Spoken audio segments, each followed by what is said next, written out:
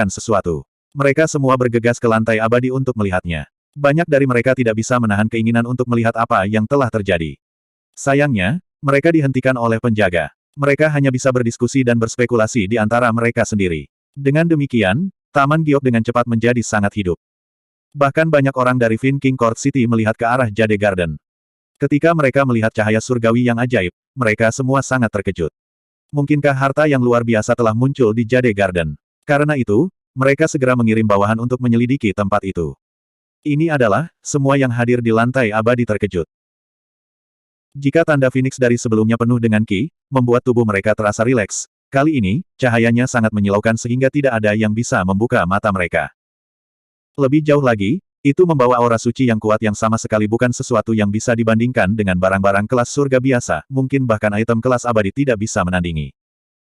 Yan Suehen dan Yun Jianyu sama-sama Grandmaster yang penuh pengalaman. Mereka dengan cepat bereaksi, berseru, apakah ini aura tingkat dewa? Setelah itu, semua orang sepertinya terbangun dari mimpi.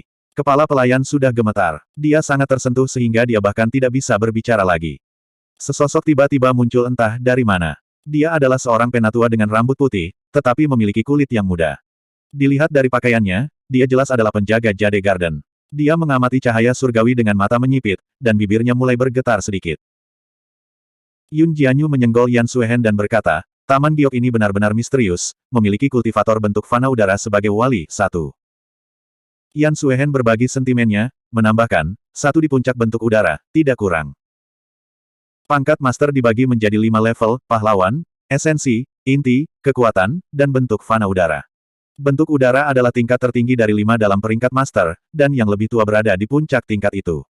Dia kurang lebih seorang pseudo grandmaster. Bagian terpenting, bagaimanapun, adalah bahwa dia adalah pelindung kelompok pedagang belaka. Karena itu, bagaimana mungkin mereka tidak merasakan kejutan?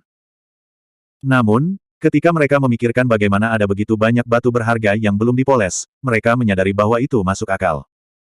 Tanpa kultivasi yang cukup tinggi, seseorang tidak akan dapat melindungi barang-barang itu dengan baik di tempat seperti pengadilan Raja Fin di mana ada pembudidaya yang kuat di mana-mana. Tetua berambut putih itu berkata dengan suara gemetar, Dewa. Aura tingkat dewa. Ini adalah emas bencana. Emas bencana. Mereka yang hadir semuanya adalah pembudidaya tangguh dengan pengalaman luar biasa. Mereka secara alami telah mendengar nama itu sebelumnya. Calamity Gold adalah salah satu dari 8 emas surgawi legendaris yang hebat, dan dapat digunakan untuk menempa senjata tingkat dewa. Berapa banyak senjata tingkat dewa yang ada di dunia ini? Kekuatan masing-masing cukup untuk menyebabkan fenomena supernatural di dunia ini, dan tuan mereka adalah makhluk paling kuat di dunia, yang memerintah atas tanah mereka sendiri. Banyak individu kuat lainnya juga menginginkan senjata tingkat dewa mereka sendiri, namun karena kelangkaan bahannya, mereka tidak punya pilihan selain mengubur keinginan itu. Dilihat dari itu, sudah jelas betapa berharganya Calamity Gold. Pangeran Kekaisaran kedua tiba-tiba bangkit dan berkata, Ratu Medusa, saya akan membeli sepotong emas bencana ini. Sebut saja harganya. Selanjutnya, mulai hari ini dan seterusnya, ras ular akan menjadi teman paling tulus dari Pangeran Kekaisaran ini. Di masa depan, selama pangeran ini masih ada, ras ular akan menikmati kemuliaan dan kemegahan tanpa akhir. Bukannya dia tidak cukup tulus dengan tidak menawarkan harga, sebaliknya, harta karun tingkat dewa seperti itu sudah tak ternilai harganya. Itu adalah sesuatu yang hanya bisa ditukar melalui cara lain. Ekspresi para pangeran singa segera berubah. Pangeran Kekaisaran kedua jelas memihak mereka sebelumnya, namun sekarang, dia memilih pihak lain tanpa sedikit pun keraguan. Mereka merasa benar-benar kesal, seolah-olah mereka telah ditinggalkan. Yang lain ngeri. Harga yang ditawarkan Pangeran Kekaisaran kedua sudah sangat tinggi. Janji seperti itu pasti akan mengembalikan ras ular ke puncaknya, atau mungkin mengangkat mereka ke tingkat yang lebih tinggi dari sebelumnya. Mereka pasti bisa menjadi salah satu klan terkuat dari ras iblis. Mereka semua adalah perwakilan paling kuat dari ras yang berbeda. Mereka kurang lebih bisa menebak mengapa Pangeran Kekaisaran kedua akan menawarkan harga yang begitu mahal. Putra Mahkota Gagak Emas memiliki busur pembunuh matahari, sementara dia tidak memiliki hal seperti itu. Fakta bahwa Pangeran Kekaisaran kedua tidak mau menerima putra mahkota gagak emas diketahui secara luas. Dia percaya bahwa kultivasi, bakat, dan kecakapan strategisnya sendiri melampaui saudaranya. Sayangnya, putra mahkota memiliki senjata tingkat dewa yang diturunkan Kaisar Fin kepadanya. Jika mereka benar-benar bertarung, dia pasti akan dirugikan. Itulah mengapa dia sangat menginginkan senjata tingkat dewa miliknya sendiri. Memperbaiki senjata tingkat dewa memiliki persyaratan keras lainnya selain dari bahan langka itu, tapi dia tidak peduli dengan itu saat ini. Dia harus merebut Calamity Gold terlebih dahulu sebelum memikirkan langkah selanjutnya. Yu Yanluo menunjukkan senyum minta maaf dan berkata, saya khawatir saya harus meminta maaf kepada Pangeran Kekaisaran kedua. Kami tidak berencana untuk menjual Calamity Gold ini. Sebagai pemimpin ras ular, dia secara alami tahu bahwa putra mahkota gagak emas bersaing dengan Pangeran Kekaisaran kedua. Dia tidak ingin terjebak dalam pertempuran memperebutkan tahta. Lebih jauh lagi, barang itu adalah sesuatu yang telah ditemukan Ah Su, jadi itu jelas miliknya. Tidak mungkin dia dengan egois membuat keputusan tentang itu. Mulut Yun Jianyu terbuka lebar sehingga telur ayam bisa muat di dalamnya. Dia berseru, wanita dingin, apakah menurutmu Little An benar-benar hanya memiliki keberuntungan buta? Bahkan dengan pengetahuan dan pengalamannya, batu itu sangat terlihat biasa saja. Bagaimana dia bisa berharap bahwa itu akan menjadi sesuatu yang begitu menantang surga? Yan Suehen mengerutkan kening dan berkata, kurasa tidak. Dia dengan percaya diri menyuruh Yu Yanluo untuk mengambil batu ini. Tingkat kepastian itu tidak bisa dipalsukan. Lalu bagaimana dia menyadarinya? Tanya Yun Jianyu. Dia sangat terkejut. Bahkan Yu Yanluo tidak bisa melihat apapun, dan kepala pelayan yang sangat berpengalaman itu juga tidak memperhatikan apapun saat memotong. Dia juga hampir melewatkannya. Saya tidak tahu. Kami hanya perlu bertanya padanya nanti, kata Yan Suehen acuh tak acuh. Apakah kamu benar-benar tidak memiliki konsep kesopanan? Ini mungkin terkait dengan rahasia terbesarnya. Apa kau yakin dia akan memberitahumu? Tanya Yun Jianyu, memberinya tatapan ragu. Sejak kapan kau begitu akrab dengannya? Yan Suehen terkejut. Dia segera membuang muka, mengabaikan Yun Jianyu. Setelah pria itu menggertakku seperti itu sebelumnya. Apa? Dia bahkan tidak akan menjawab sesuatu seperti ini. Wajah Pangeran Kekaisaran kedua jatuh. Dia berkata, Ratu Medusa, kamu harus memikirkan semuanya dengan benar. Meskipun bagian Calamity Gold ini misterius, jumlahnya tidak banyak. Jelas tidak cukup untuk membuat senjata surgawi. Dengan kekuatan ras ular Anda tidak akan dapat mengumpulkan cukup banyak jenis emas surgawi lainnya, dan itu hanya akan menghasilkan keserakahan orang lain. Pernyataannya adalah pengingat, tetapi juga ancaman. Yu Yanluo tidak merasa terganggu. Dia menunjukkan kepadanya senyum yang menyegarkan dan indah, menjawab, terima kasih atas pengingat Anda, Pangeran Kekaisaran kedua. Kami akan menjaga kepingan Calamity Gold ini dengan benar. Jika kami berubah pikiran dan ingin menjualnya, kami pasti akan memberikan prioritas Pangeran Kekaisaran kedua untuk membelinya. Pangeran Kekaisaran kedua tahu dia hanya bertukar salam sopan, tetapi dia harus mengakui bahwa setelah melihat penampilan luar biasa dan senyum ramah Yu Yanluo, kemarahannya tidak bisa membantu tetapi tanpa sadar menghilang. Zuan melihat potongan logam seukuran telapak tangan. Itu dikelilingi oleh cahaya surgawi, tapi itu tidak terlalu besar. Tampaknya agak terlalu kecil untuk dijadikan senjata lengkap. Namun, dia memikirkan hal lain. Retakan telah terbentuk di pedang Tae ketika dipukul oleh busur pembunuh matahari, dan karena Mili ada di dalam, itu juga memengaruhinya. Dia hanya bisa menggunakan kepingan Calamity Gold untuk memperbaiki retakannya. Menurut apa yang Mili katakan sebelumnya, pedang Tae telah disegel begitu lama sehingga nilainya turun. Jika dia menambahkan Calamity Gold, bukankah itu bisa memperbaiki pedang, dan bahkan mungkin membantunya terus tumbuh lebih kuat? Saat itu, Zuan menatap Simin dan berkata, Pangeran ketiga, kamu sekarang yakin akan kehilanganmu, kan? Serahkan dulu barang itu. Meskipun benang sari Phoenix tidak sebanyak itu masih milik kita sekarang. Petik 2. Dia menyambar benang sari Phoenix yang baru saja ditemukan dan menambahkan, oh ya, jangan lupa tentang bambu mayat sejati yang kamu temukan sebelumnya. Hal semacam itu sejujurnya agak terlalu jahat, jadi kami akan membantu melepaskannya dari tanganmu. Zuan tampak sangat bermasalah, hampir seolah-olah dia merasa bahwa tulang mayat sejati agak terlalu kotor untuk tangannya. Simin terdiam. Anda telah berhasil mengatur Simin untuk plus 999 plus 999 plus 999. Anda telah berhasil mengendalikan Sigong untuk plus 999 plus 999 plus 999. Anda telah berhasil mengendalikan Sirong untuk plus 999 plus 999 plus 999. Kecil ini hanya memiliki keberuntungan buta, namun dia benar-benar memanjat kita. Sirong adalah orang pertama yang marah. Kamu sialan, kamu terlalu jauh. Aku pergi terlalu jauh. Saya baru saja mengulangi apa yang Anda katakan kepada saya sebelumnya, kata Zuan sambil mengangkat bahu. Apa? Jangan bilang kalian ingin kembali bertaruh.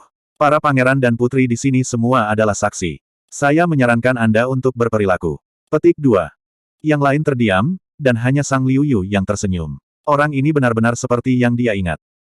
Huyong tertawa terbahak-bahak sehingga ujung mulutnya tampak akan mencapai telinganya.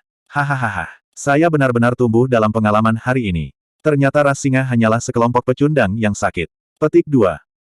Tidak peduli seberapa tebal kulit Simin, dia tidak tahan dengan ejekan seperti itu di depan begitu banyak orang. Dia berkata, cukup, saudara ketujuh, berikan dia bambu mayat sejati. Kakak ketiga, seru Sirong, matanya benar-benar merah. Dia masih sangat muda dan tidak bisa langsung menerima kehilangan seperti itu. Kakak ketujuh, Simin membentak, menembaknya dengan tatapan tajam. Sirong dengan demikian menyerahkan bambu mayat sejati dengan enggan.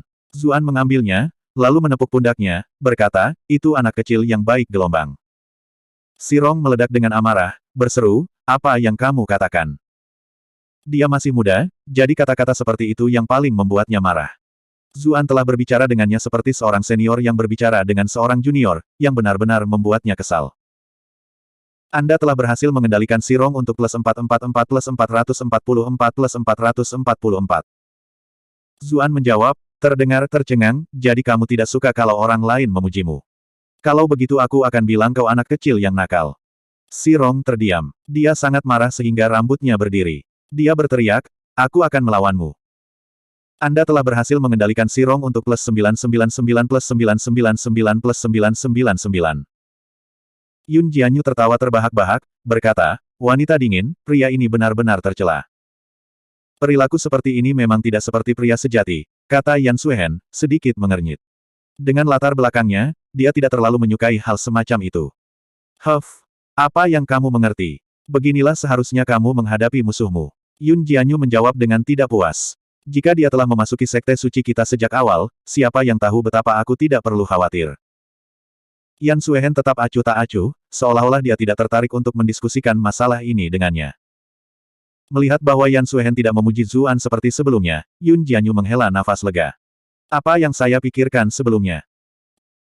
Zuan menggelengkan kepalanya dan berkata, apakah saya harus setuju hanya karena Anda ingin melawan saya? Apakah kamu tidak memiliki rasa martabat seorang pejuang? Sirong berseru dengan mata terbelalak. Saya pikir orang-orang yang berhutang uang tetapi tidak membayar kembali yang tidak memiliki martabat prajurit. Saya benar-benar mulai bertanya-tanya apakah Anda mungkin ingin menggunakan kesempatan itu untuk membunuh saya, jadi Anda tidak perlu membayar 100.000 batu ki tingkat surga itu lagi. Zuan mendengus.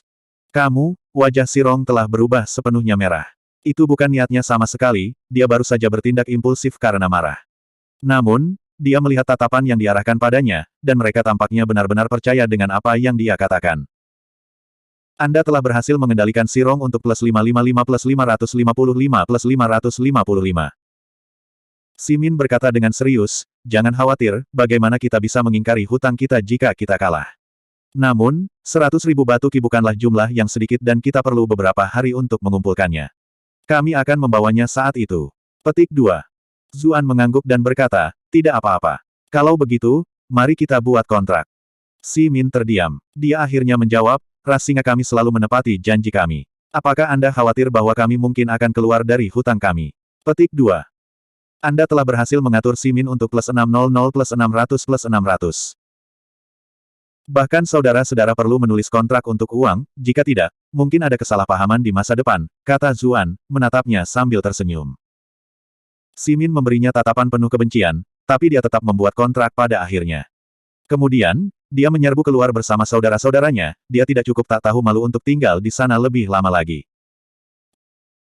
Ketika mereka meninggalkan Taman Giok, Si Gong bertanya dengan cemberut, kakak ketiga, apakah kita benar-benar akan membayar mereka 100.000 ki batu? Itu sama sekali bukan jumlah yang kecil. Simin berkata dengan dingin, tentu saja tidak.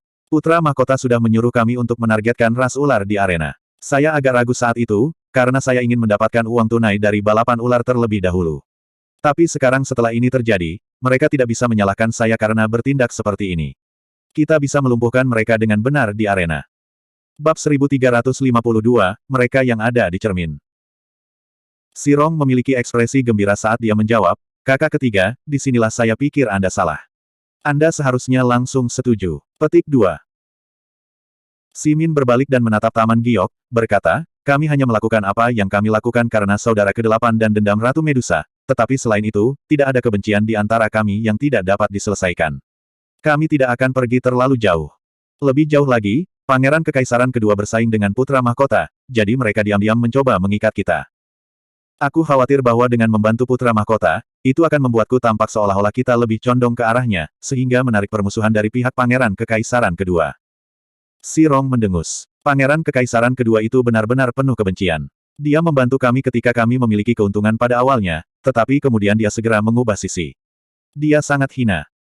Simin melotot dan berkata, jika dia ingin tidak berperasaan, dia tidak bisa menyalahkanku karena tidak memiliki kesetiaan. Either way, naiknya putra mahkota Golden Crow ke tahta praktis diputuskan. Jadi bagaimana jika kita sepenuhnya berpihak pada putra mahkota sekarang?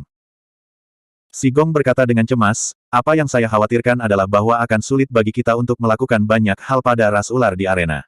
Ras ular selalu tidak menonjolkan diri selama beberapa tahun terakhir, dan hanya pemimpin klan yang memegang kursi. Jika mereka tidak memilih untuk berpartisipasi, akan sulit bagi kita untuk melakukan apapun pada mereka. Kamu tidak perlu khawatir tentang itu. Kami baru saja menerima kabar bahwa mereka telah mengirim 3 orang untuk berpartisipasi.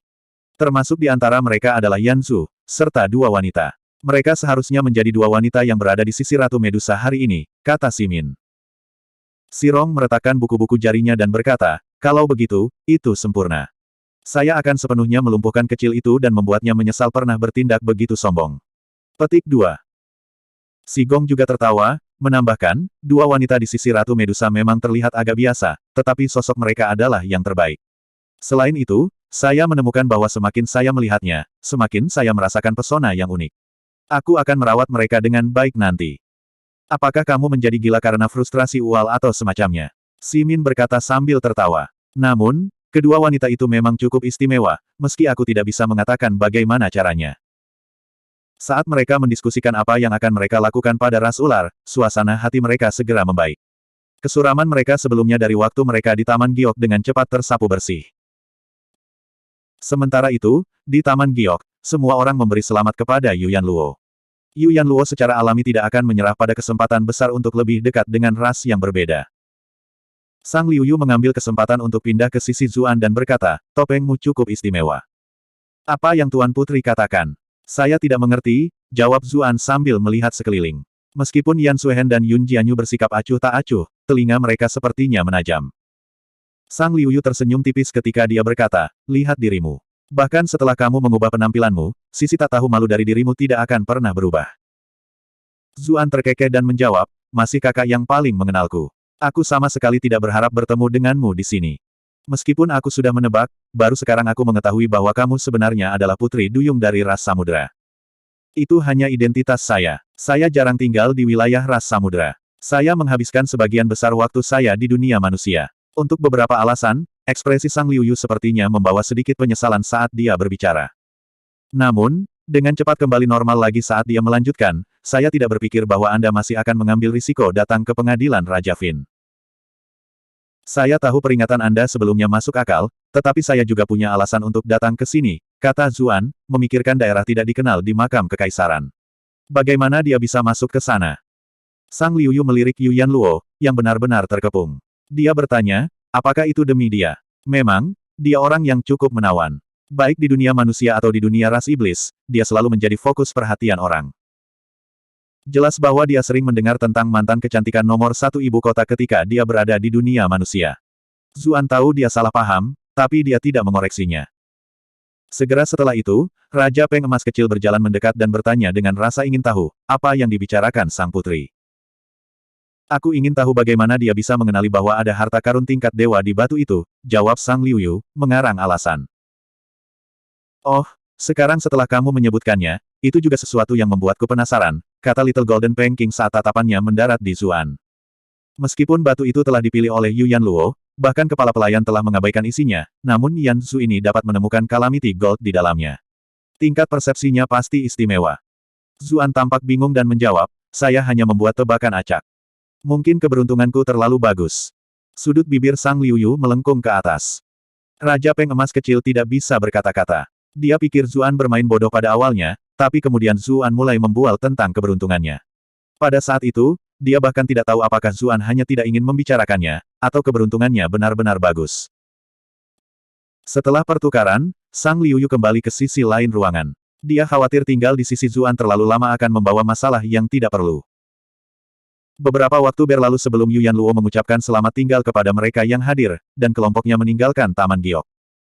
Kepala pelayan secara pribadi melihat mereka keluar, dan dia bahkan mengisyaratkan bahwa jika mereka ingin menjual Calamity Gold, Jade Garden bersedia menawarkan harga yang sangat murah. Dalam perjalanan kembali, kelompok itu mulai berbicara tentang apa yang telah terjadi. Zuan berkata sambil tersenyum, benar-benar ada lebih banyak hal di Taman Giok ini daripada yang terlihat. Mereka jelas ada di sana ketika Pangeran Kekaisaran kedua itu mengajukan penawarannya, namun mereka masih mencoba untuk menyelundupkan tawaran di belakangnya. Yu Yanluo menjawab, Taman Giok ini memang sangat misterius. Namun, berdasarkan bagaimana keadaan saat ini, sikap mereka terhadap kita masih agak ramah, jadi tidak perlu khawatir tentang mereka untuk saat ini. Sebaliknya, ras macanlah yang, karena konflik kami dengan ras singa, tampaknya berusaha keras untuk mengikat kami. Zuan menjawab, ras macan dan ras singa selalu bersaing memperebutkan gelar Raja Binatang. Sayangnya, tidak ada pihak yang mau tunduk pada yang lain. Kedua belah pihak memiliki kekuatan yang sangat mirip, jadi tidak mudah untuk menentukan pemenang. Kita bisa bersahabat dengan ras macan, asalkan mereka tidak menggunakan kita sebagai alat untuk menghadapi ras singa. Yu Yanluo sedikit mengangguk. Dia telah memikirkan hal yang sama. Dibandingkan dengan Jade Garden atau ras Tiger, yang lebih membuatku penasaran adalah bagaimana kamu tahu ada harta karun di batu itu. Seru Yun Jianyu, terdengar kesal. Yan Suehen dengan jelas mengatakan dia akan bertanya padanya, namun dia tidak mengatakan apa-apa bahkan setelah sekian lama. Dia semakin frustrasi, sampai akhirnya dia tidak tahan lagi dan hanya bertanya langsung. Bagaimanapun juga, wanita sedingin batu ini tidak bisa mengubah sifat munafiknya. Zuan hendak mengatakan sesuatu ketika Yan Suehen berbicara lebih dulu. Kami tidak ingin mendengar Anda mengatakan bahwa Anda memiliki keberuntungan yang konyol atau semacamnya. Tapi aku benar-benar anak yang beruntung, Zuan memulai, tertawa malu. Namun, dia melanjutkan, jangan khawatir. Itu hanya apa yang saya gunakan untuk menyingkirkan yang lain. Semua orang di sini adalah salah satu dari orang-orang kita sendiri, jadi aku tidak akan menyembunyikannya dari kalian. Kami sendiri, ketiga wanita itu semua memikirkan pikiran yang berbeda ketika mereka mendengar itu. Yu Yanluo merasa itu masuk akal, sementara pipi Yan Suehen memerah. Namun, dia mencoba yang terbaik untuk tidak menunjukkan apapun. Yun Jianyu bertindak secara alami, tetapi sejak dia melihat bagian paling pribadinya, dia selalu merasakan perasaan malu yang aneh dan tak terlukiskan. Zuan tidak memperhatikan reaksi mereka yang berbeda dan hanya melanjutkan, tetesan esensi surga, yang saya peroleh dari makam Lord Sui adalah teknik untuk mempelajari tren langit dan bumi, jadi tentu saja, ini memiliki catatan tentang cara mempelajarinya. Batu juga. Bagaimanapun, batu-batuan ini adalah produk dari garis lei. Menurut catatan, setelah mencapai tingkat tertinggi, seseorang dapat dengan mudah menemukan urat batu ki dalam pegunungan yang tak terbatas, apalagi melihat melalui batu yang belum dipoles. Tentu saja, kultivasi saya tidak cukup tinggi, dan saya hanya samar-samar merasakan ada sesuatu yang salah dengan batu itu. Alasan mengapa saya bisa mengenali ada harta karun besar di dalamnya adalah ini. Dia mengeluarkan cermin perunggu sambil berbicara. Itu sangat rumit dan tidak biasa. Yun Jianyu tersenyum ambigu saat dia bertanya, dan siapa dari kekasihmu yang memberimu hadiah kekasih ini? Melihat Yu Yanluo dan Yan Suehen menatap langsung ke arahnya, hati Zuan melompat. Dia menangis, kakak, kamu tidak bisa membuat tuduhan sembarangan seperti itu. Benda ini disebut, cermin jiwa Raja Qin. Itu adalah sesuatu yang saya temukan dari daerah tidak dikenal, dikabarkan sebagai cermin yang digunakan Raja Qin untuk menyinari rakyatnya untuk menguji apakah mereka setia atau tidak. Itu tidak lagi memiliki kemampuan yang konyol, tetapi tampaknya dapat memeriksa apa isi batu yang belum dipoles. Itu adalah sesuatu yang baru saya pelajari baru-baru ini. Petik 2. Itu ajaib. Ketika mereka mendengar bahwa itu berasal dari wilayah tidak dikenal, ketiga wanita itu segera menjadi tertarik padanya. Mereka semua mendekat untuk melihat lebih jelas. Namun, apa yang mereka lihat di cermin adalah tiga wanita cantik yang luar biasa, tetapi yang membuat mereka ngeri, tidak ada sedikit pun pakaian di tubuh mereka. Bab 1353, Penyergapan. Mereka bertiga adalah yang terbaik di bidangnya masing-masing. Mereka mungkin tidak akan mengedipkan mata jika sebuah gunung runtuh di depan mereka, namun pada saat itu, mereka semua panik. Mereka segera mencengkeram dada mereka, lalu dengan cepat mundur.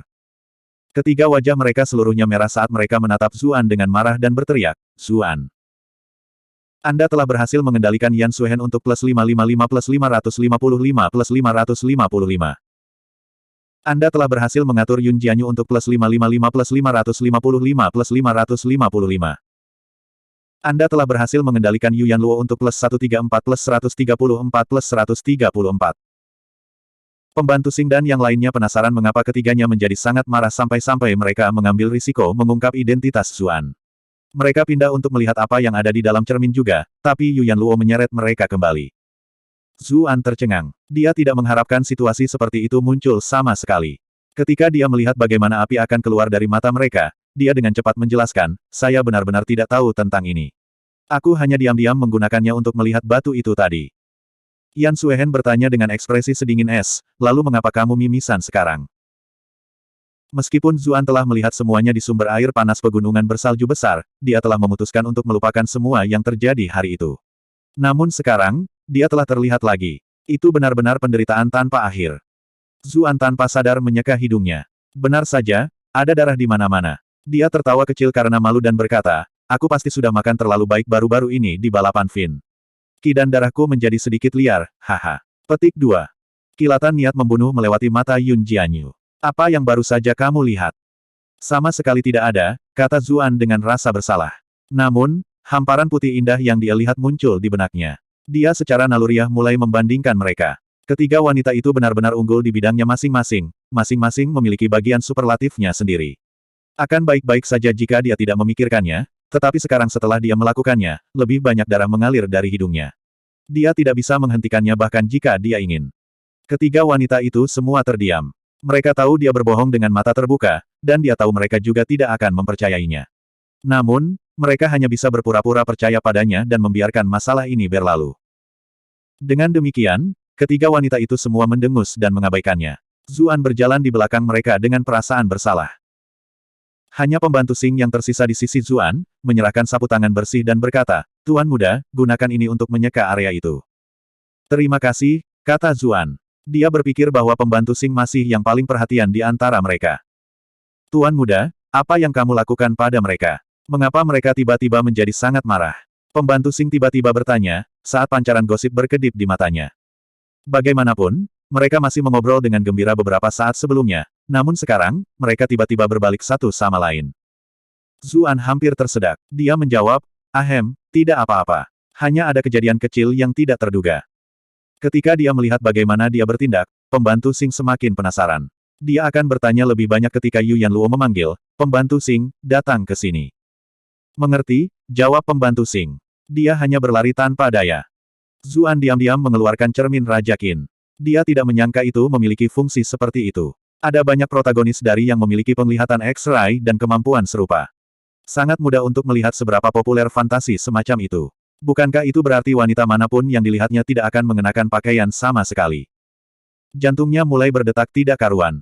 Dia tahu hal seperti itu agak buruk, tetapi dia tidak bisa menahan keinginan itu. Aku hanya mengujinya. Saya pasti tidak punya pikiran lain. Zuan mulai menghibur dirinya sendiri.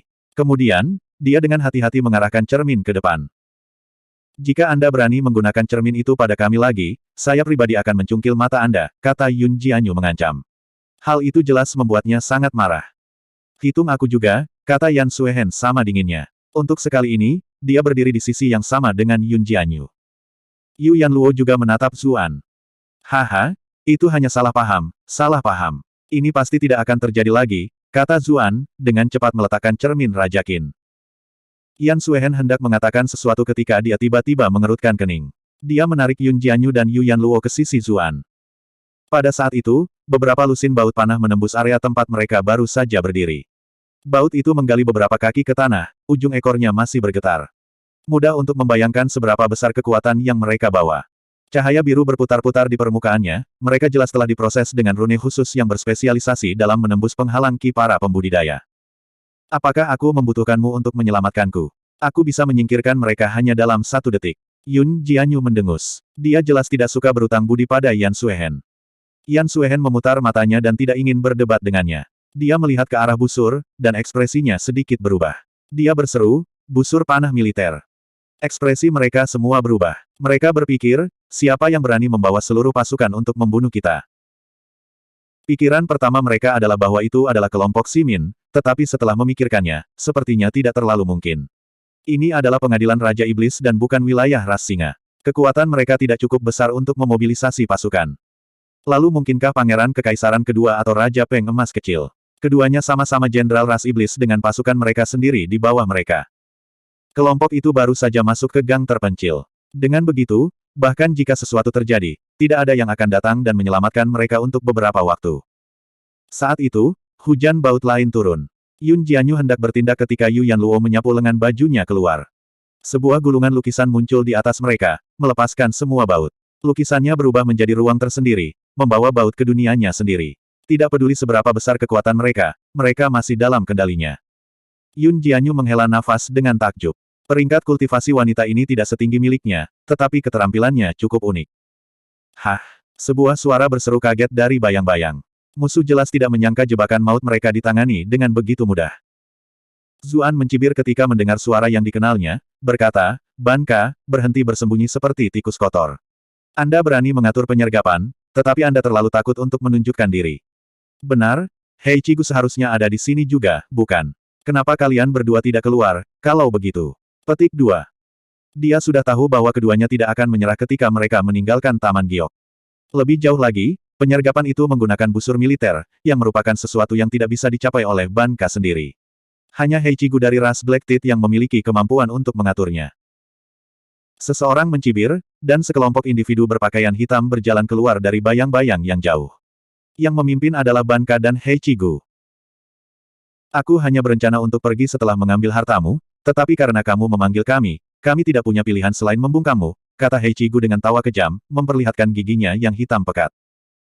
Ketika Banka pertama kali menyarankan untuk bekerja sama, dia merasa agak ragu. Bagaimanapun, situasi di pengadilan Raja Iblis tegang. Jika sesuatu benar-benar terjadi, semuanya akan sangat merepotkan. Selanjutnya, jika Pangeran Ras Singa telah memenangkan taruhan, penyergapannya terhadap ras ular akan menjadi tidak berarti. Dia tidak punya niat untuk menghadapi ras singa. Namun, setelah itu, tersebar berita bahwa ras ular telah menang. Yang paling penting, semua jenis harta karun yang luar biasa telah terungkap, dan salah satunya bahkan harta karun tingkat dewa. Meskipun mereka belum tahu apa itu, kata-kata Deity Great saja sudah cukup. Karena itu, dia dengan cepat bergabung dengan Banka, memutuskan untuk bekerja sama untuk menyergap ras ular. Namun, dia sudah menyiapkan beberapa skema sebelumnya. Dia akan menggunakan kekuatan ras hiena terlebih dahulu, tetapi jika sesuatu yang tidak terduga terjadi, dia hanya akan menyalahkan Banka. Yu Yanluo melihat sekeliling. Dia memperhatikan bahwa meskipun bawahan di belakang Banka bertopeng, kulit yang terbuka di sekitar lengan dan leher mereka ditutupi bintik-bintik. Mereka jelas ahli ras hiena. Sementara itu, di pihak Hei Cigu, bawahannya terlatih dengan baik, tetapi lebih mirip tentara standar. Sekarang dia memiliki kepercayaan diri, dia dengan dingin berkata, "Hei Cigu, Kaisar Iblis telah menetapkan perintah bahwa perkelahian dilarang. Ada pengawal gagak emas yang berpatroli di seluruh lapangan. Sekarang ini telah terjadi di sini, Golden Crow Guard akan segera mengetahui situasinya, dan Anda akan dihukum dengan eksekusi. Mungkinkah Anda percaya Anda dapat membunuh kami dalam waktu sesingkat itu?" Hei Cigu mencibir. "Jadi sepertinya Ratu Medusa masih berharap pengawal gagak emas menyelamatkanmu. Izinkan saya memberitahu Anda sesuatu sehingga Anda dapat melepaskan harapan mewah itu. Saya sudah menggunakan koneksi saya untuk menutup beberapa jalan di sekitar kita. Pengawal gagak emas akan berpikir bahwa kita sedang menyelidiki pembunuh di area ini. Mereka tidak akan datang ke sini sama sekali." Bab 1354. Ekspresi Yu Yanluo berubah. Dia tidak menyangka persiapan musuh begitu matang. Ketika dia melihat ekspresinya berubah, Banka merasa lebih nyaman. Itu adalah hal yang sangat bagus bahwa dia telah menemukan Hei Cigu. Meskipun dia yakin dengan kekuatan yang dia perintahkan, merasa bahwa mereka juga bisa melenyapkan kekuatan ras ular, ada terlalu banyak hal di pengadilan Raja Iblis yang berada di luar kendalinya. "Jika Anda berperilaku dan menyerahkan hal-hal itu, kami dapat mempertimbangkan untuk menyelamatkan hidup Anda," kata Banka, menyapu pandangannya ke kelompok lain. Namun, ada hal lain yang tidak dia katakan. Ratu Medusa sangat cantik, dia pasti harus bersenang-senang dengannya nanti. Adapun dua wanita di sisinya, meskipun mereka terlihat sedikit lebih biasa, pantat mereka tampak cukup besar, jadi dia juga tidak bisa membiarkan mereka pergi. Untuk ras hiena, keledai membawa daya tarik yang mengalir dalam gen mereka. Adapun Yanzu atau apapun namanya, tidak perlu membuatnya tetap hidup. Namun, Banka juga tidak akan membiarkannya mati semudah itu. Mengingat betapa sombongnya Yanzu, Banka harus menyiksanya sebentar terlebih dahulu, untuk membuatnya menangis dan memohon belas kasihan. Baru setelah itu Banka akan membunuhnya. Itulah satu-satunya cara dia bisa melampiaskan kebenciannya. Namun, siapa yang mengira Zuan tidak akan merasa khawatir sedikitpun. Sebaliknya, dia memandang mereka dengan kasihan dan menjawab, "Apakah kalian tahu betapa bodohnya apa yang kamu lakukan itu? Apakah orang-orang ini tidak tahu siapa yang mereka coba rampok?" Dia pikir, lupakan dia, hanya satu Ratu Medusa, atau salah satu dari dua Grandmaster, akan lebih dari yang bisa mereka tangani. Ban Ka mencibir. Apakah kamu tahu situasi seperti apa yang sedang kamu hadapi? Anda harus memohon pengampunan sekarang. Aku akan pastikan untuk mencabut lidahmu nanti. Mari kita lihat apakah kamu masih bisa bicara. Zuan menghela nafas dan berkata, kamu berasal dari ras hiena, hanya tahu cara menggonggong. Apa katamu? Ban Ka berseru dengan marah. Dia tidak pernah menyangka bahwa Zuan akan bertindak begitu arogan bahkan dalam situasi seperti itu. Anda telah berhasil trolling Ban Ka untuk plus 444 plus 444 plus 444. Zuan menggelengkan kepalanya dan menambahkan, jadi para ahli ras hiena juga tidak memiliki telinga yang baik. Ekspresi Ban Ka berkerut berat dan dia bergumam, bagus, sangat bagus. Aku akan merobek telingamu dan memakannya dengan anggur nanti. Anda telah berhasil trolling Ban Ka untuk plus 777 plus 777 plus 777. Hei Cigu agak bingung. Dari mana pria ini mendapatkan kepercayaan dirinya? Mungkinkah mereka masih memiliki beberapa kartu truf? Tetap saja, mereka memiliki begitu banyak pembudidaya bersama mereka, sementara pihak lain hanya terdiri dari 5 individu, dan 4 di antaranya adalah wanita. Terlepas dari Ratu Medusa yang sedikit lebih mampu, yang lain semuanya tampak seperti pelayan dan pelayan.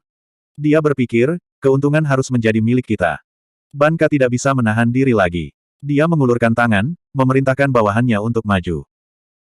Semua bawahannya memiliki peralatan yang menyerupai semacam penutup mata, karena mereka masih merasakan ketakutan terhadap tatapan membatu Ratu Medusa. Jika mereka melihat sesuatu yang sedikit mencurigakan, mereka akan segera menutup mata mereka. Menurut ajaran kuno, selama mereka tidak melihat lurus ke arah Ratu Medusa, keterampilan membatunya tidak akan bekerja. Selain itu, prajurit ras hiena merasa bahwa penciuman dan pendengaran mereka cukup tajam, dan mereka juga unggul dalam bertarung bersama. Bahkan jika mata mereka tertutup, mereka masih bisa mengelilingi target mereka. Yu Yanluo mengeluarkan lukisan dunianya, berencana untuk menyedot semua prajurit ke dalamnya. Keahliannya sangat cocok untuk pertempuran kelompok. Namun, Ban Ka sudah bersiap untuk itu. Dia mengeluarkan obor dan melepas tutupnya, dan nyala api yang hampir seluruhnya putih menyembur keluar.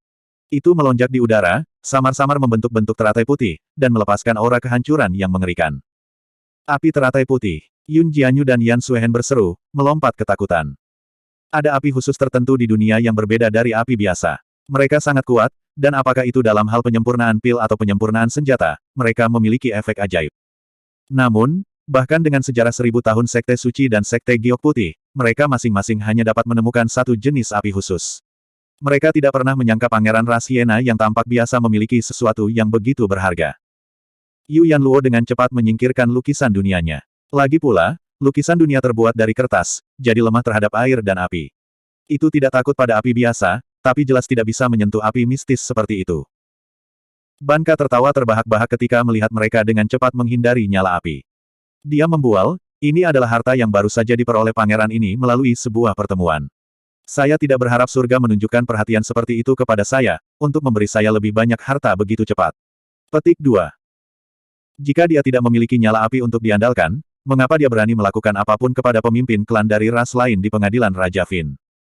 Mata Hei Cigu berkedip. Apa artinya ini? Mungkinkah dia berencana untuk mengambil semua harta itu untuk dirinya sendiri nanti? Benar, hanya ada satu harta karun tingkat dewa.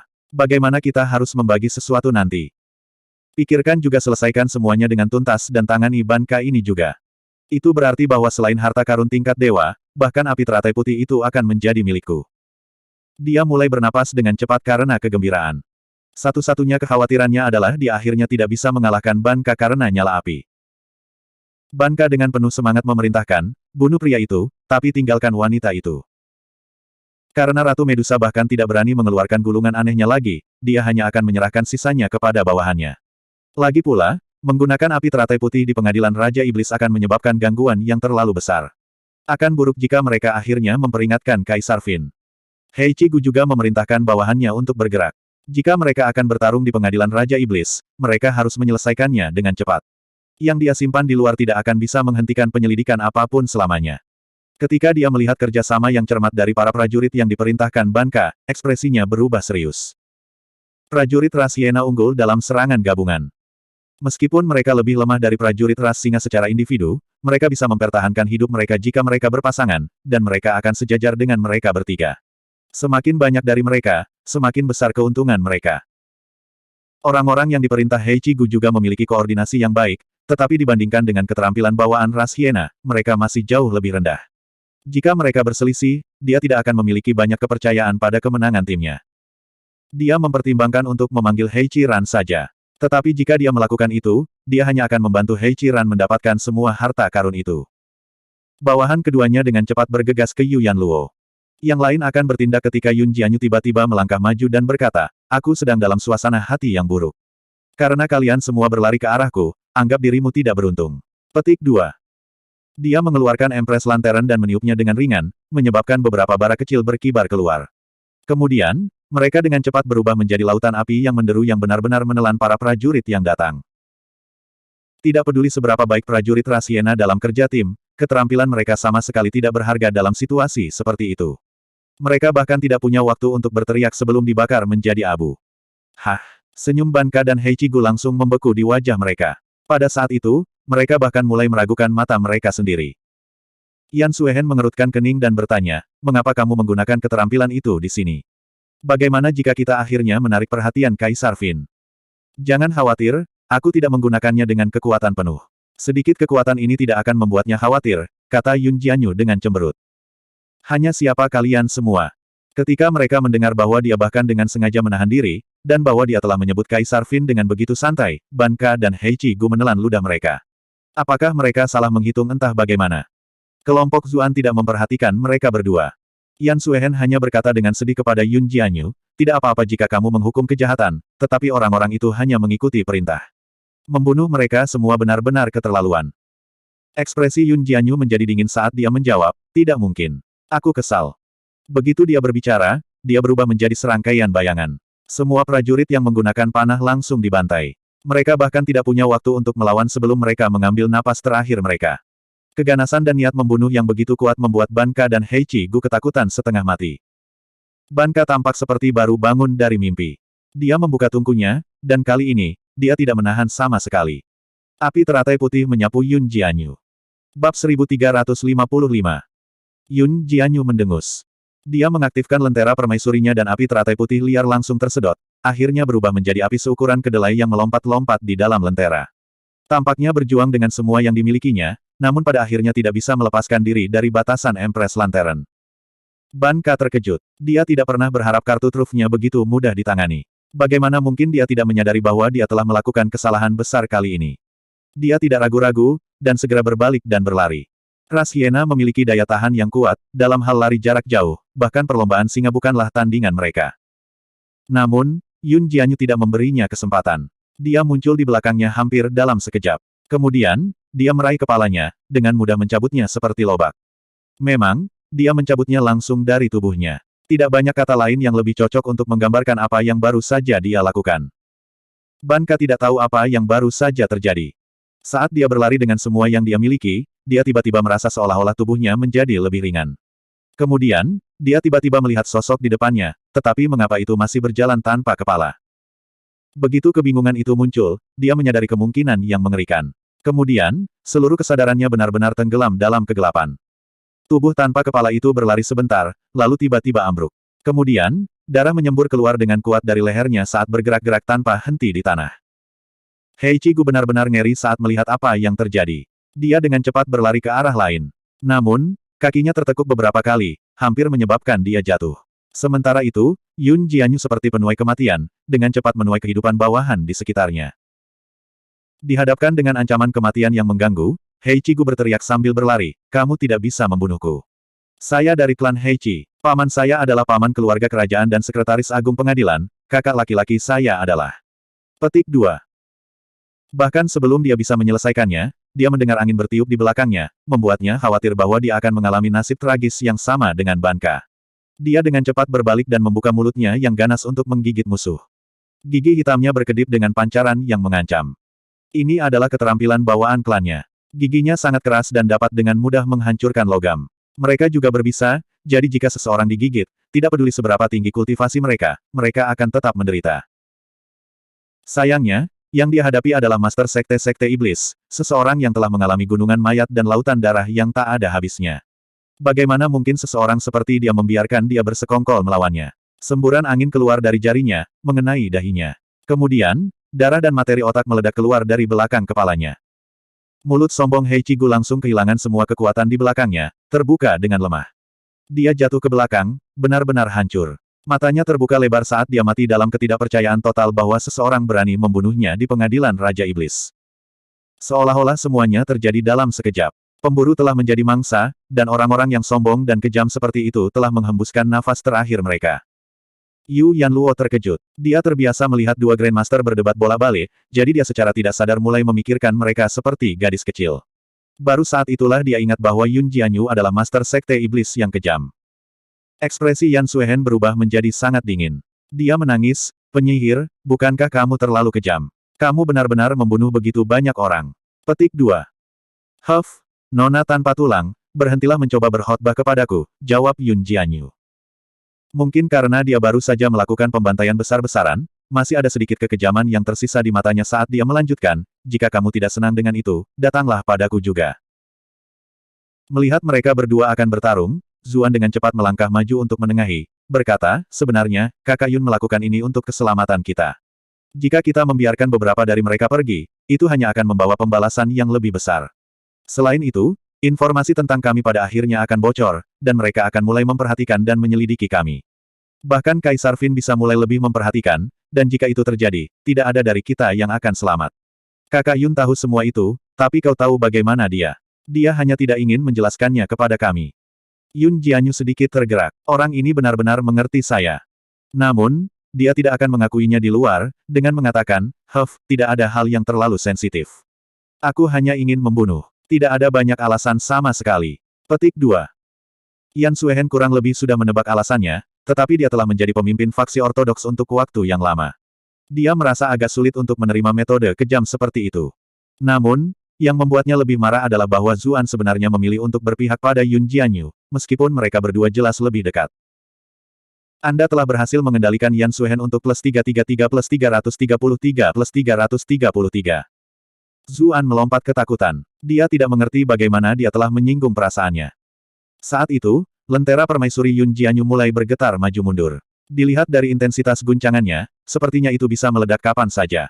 "Apa yang terjadi?" Zuan dengan cepat bertanya. Yun Jianyu berkata dengan serius, "Saya dapat merebut api teratai putih yang dimiliki Banka ini karena kultivasinya terlalu rendah. Namun, api teratai putih ini adalah keberadaan unik yang dimiliki dunia. Satu gunung tidak bisa menampung dua harimau. Meskipun aku bisa menahannya sementara dengan Empress Lantern, dua api sejati di dalam tidak bisa hidup berdampingan. Jika ini terus berlanjut, itu mungkin meledak sepenuhnya." Petik 2. Yan Suehen dengan cepat melepaskan kemarahannya sebelumnya. Dia dengan cepat berkata, "Kami membutuhkan wadah untuk menyimpan nyala api yang sebenarnya ini. Namun, objek normal tidak dapat menahan nyala api yang sebenarnya ini, karena akan langsung terbakar menjadi abu. Sayangnya, barusan, tungku Banka rusak selama pertarungan," kata Yu Yanluo sambil mengambil tungku dari mayat Banka. "Itu sudah benar-benar hancur. Tampaknya ketika lentera permaisuri telah mengeluarkan api teratai putih, kekuatan mengamuknya telah merusak tungku. Bukankah itu karena seseorang agak terlalu kejam?" Yan Suehen berkomentar, menatap Yun Jianyu dengan penuh kebencian. Alis Yun Jianyu terangkat. Zuan melihat bahwa keduanya akan bertarung lagi dan dengan cepat berkata, "Saya memiliki sesuatu pada saya, tetapi saya tidak tahu apakah itu dapat menyimpan api teratai putih ini." Dia mengeluarkan 9 kuali yang dia dapatkan dari halaman Sen Suzi di Akademi Kerajaan. Sudah lama sejak terakhir kali dia menggunakannya untuk memperbaiki beberapa pil kondensasi Qi. Sejauh yang dia pahami, kuali membutuhkan api untuk memurnikan pil, jadi kemungkinan besar akan sangat tahan terhadap api. Yun Jianyu dan Yan Suehen sama-sama menyuarakan keterkejutan mereka. "Kualimu tidak terlihat seperti sesuatu yang istimewa, tetapi jika dilihat lebih dekat, tampaknya sangat luar biasa. Bahkan kita tidak dapat melihat rahasianya. Itu benar-benar mungkin bisa." Karena itu, Yun Jianyu mengajari Zuan cara mengumpulkan api. Pada saat itu, lentera permaisuri sudah mencapai batasnya. Dia khawatir lentera permaisuri akan rusak, jadi dia melepaskan api teratai putih, mengambil kesempatan untuk membakar ras hiena dan ras gigi hitam, bahkan tidak meninggalkan abu. Zuan segera mulai menggambar api teratai putih ke dalam 9 kuali menurut metode Yun Jianyu. Yun Jianyu berkata sambil menghela nafas, "Nak, bakatmu benar-benar agak konyol. Bagaimana kamu bisa mempelajari sesuatu secepat itu?" Yan Suehen memutar matanya. Dia berpikir, apakah Anda sudah melupakan bakat transendennya? Dia tiba-tiba teringat bahwa dia berutang pemulihan dari luka seriusnya karena telah diisi dengan esensi darah Zuan. Sebuah rona merah samar langsung menyebar di pipinya yang putih dan murni saat dia memikirkan itu. Sementara itu, Zuan benar-benar fokus. Pada waktunya, ia berhasil mengumpulkan api teratai putih. Nyala api, yang sebelumnya masih cukup keras kepala dan pantang menyerah, segera menjadi patuh ketika memasuki 9 kuali.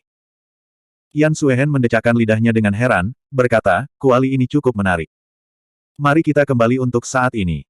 Pengawal gagak emas tampaknya sedang bergegas ke arah ini, Yu Yanluo mengingatkan mereka ketika dia melihat asap mengepul di kejauhan.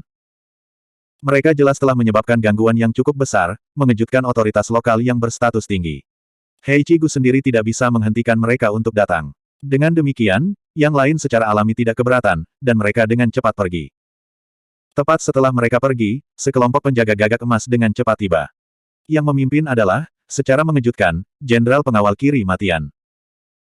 Karena dialah yang membiarkan si pembunuh masuk ke istana, dia dikirim sebagai hukuman, diperintahkan untuk mengejar si pembunuh.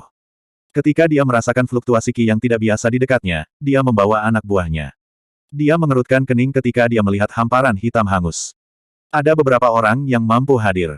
Mereka melaporkan bahwa pertempuran baru saja terjadi, tetapi semua jejaknya telah terbakar habis. Untuk melepaskan kekuatan yang menghancurkan seperti itu dalam waktu sesingkat itu adalah sesuatu yang hanya bisa dicapai oleh api sejati yang legendaris. Api sejati. Matian bergumam, sedikit mengernyit. Mengapa dia merasa pengadilan Raja Iblis tidak begitu damai akhir-akhir ini? Dia memerintahkan anak buahnya, kirim beberapa orang untuk melihat tentara yang menghentikan kami sebelumnya. Tanyakan perintah siapa mereka menyegel jalan ini. Segera, laporan itu kembali. Matian merengut, bergumam, mengapa klan Heichi lagi? Petik 2. Kali sebelumnya, mereka adalah orang yang sama untuk mengacaukannya dengan sangat buruk. Bab 1356. Ras gigi hitam terkutuk. Matian mengutuk. Kemudian, dia memerintahkan bawahannya, selidiki ras gigi hitam sialan itu secara menyeluruh untukku untuk melihat apa yang mereka lakukan di dunia. Dia tidak akan menjadi pria sejati jika dia tidak membalas dendam dengan benar. Ini adalah kesempatan sempurna baginya untuk melampiaskan amarahnya dengan benar. Sementara itu, kelompok Zuan sudah jauh. Yu Yanluo melirik ke belakangnya dan bertanya, apakah menurutmu pengawal gagak emas akan mengetahui bahwa itu adalah kita? Lagi pula, banyak orang dari Taman Giok melihat bahwa kami memiliki beberapa konflik dengan Heichi Gu dan Banka. Zuan menjawab dengan meyakinkan, apa yang kamu takutkan? Either way, bahkan tidak ada abu yang tertinggal dan tidak ada saksi untuk dijadikan bukti. Bahkan jika mereka mencari kita, kita hanya perlu menyangkalnya. Yu Yanluo terdiam. Orang ini benar-benar tidak tahu malu. Namun, terkadang, untuk berurusan dengan orang lain yang tak tahu malu, justru metode tak tahu malu itulah yang paling berhasil. Hanya itu yang bisa kita lakukan untuk saat ini, katanya sambil mengangguk. Namun, dia tiba-tiba memikirkan sesuatu dan mengeluarkan kunci hitam pekat, berkata, saya mengambil kunci ini dari mayat Heichi Gu sebelumnya. Yun Jianyu dan Yan Suehen sama-sama menyuarakan keterkejutan mereka. Api teratai putih bahkan tidak meninggalkan abu tulang, jadi bagaimana kunci ini bisa keluar dengan utuh? Mata Zuan berbinar. Dia bertanya, mungkinkah itu semacam harta karun? Yun Jianyu dan Yan Suehen mempelajarinya sebentar. Pada akhirnya, mereka menggelengkan kepala dan menjawab, bukan itu masalahnya.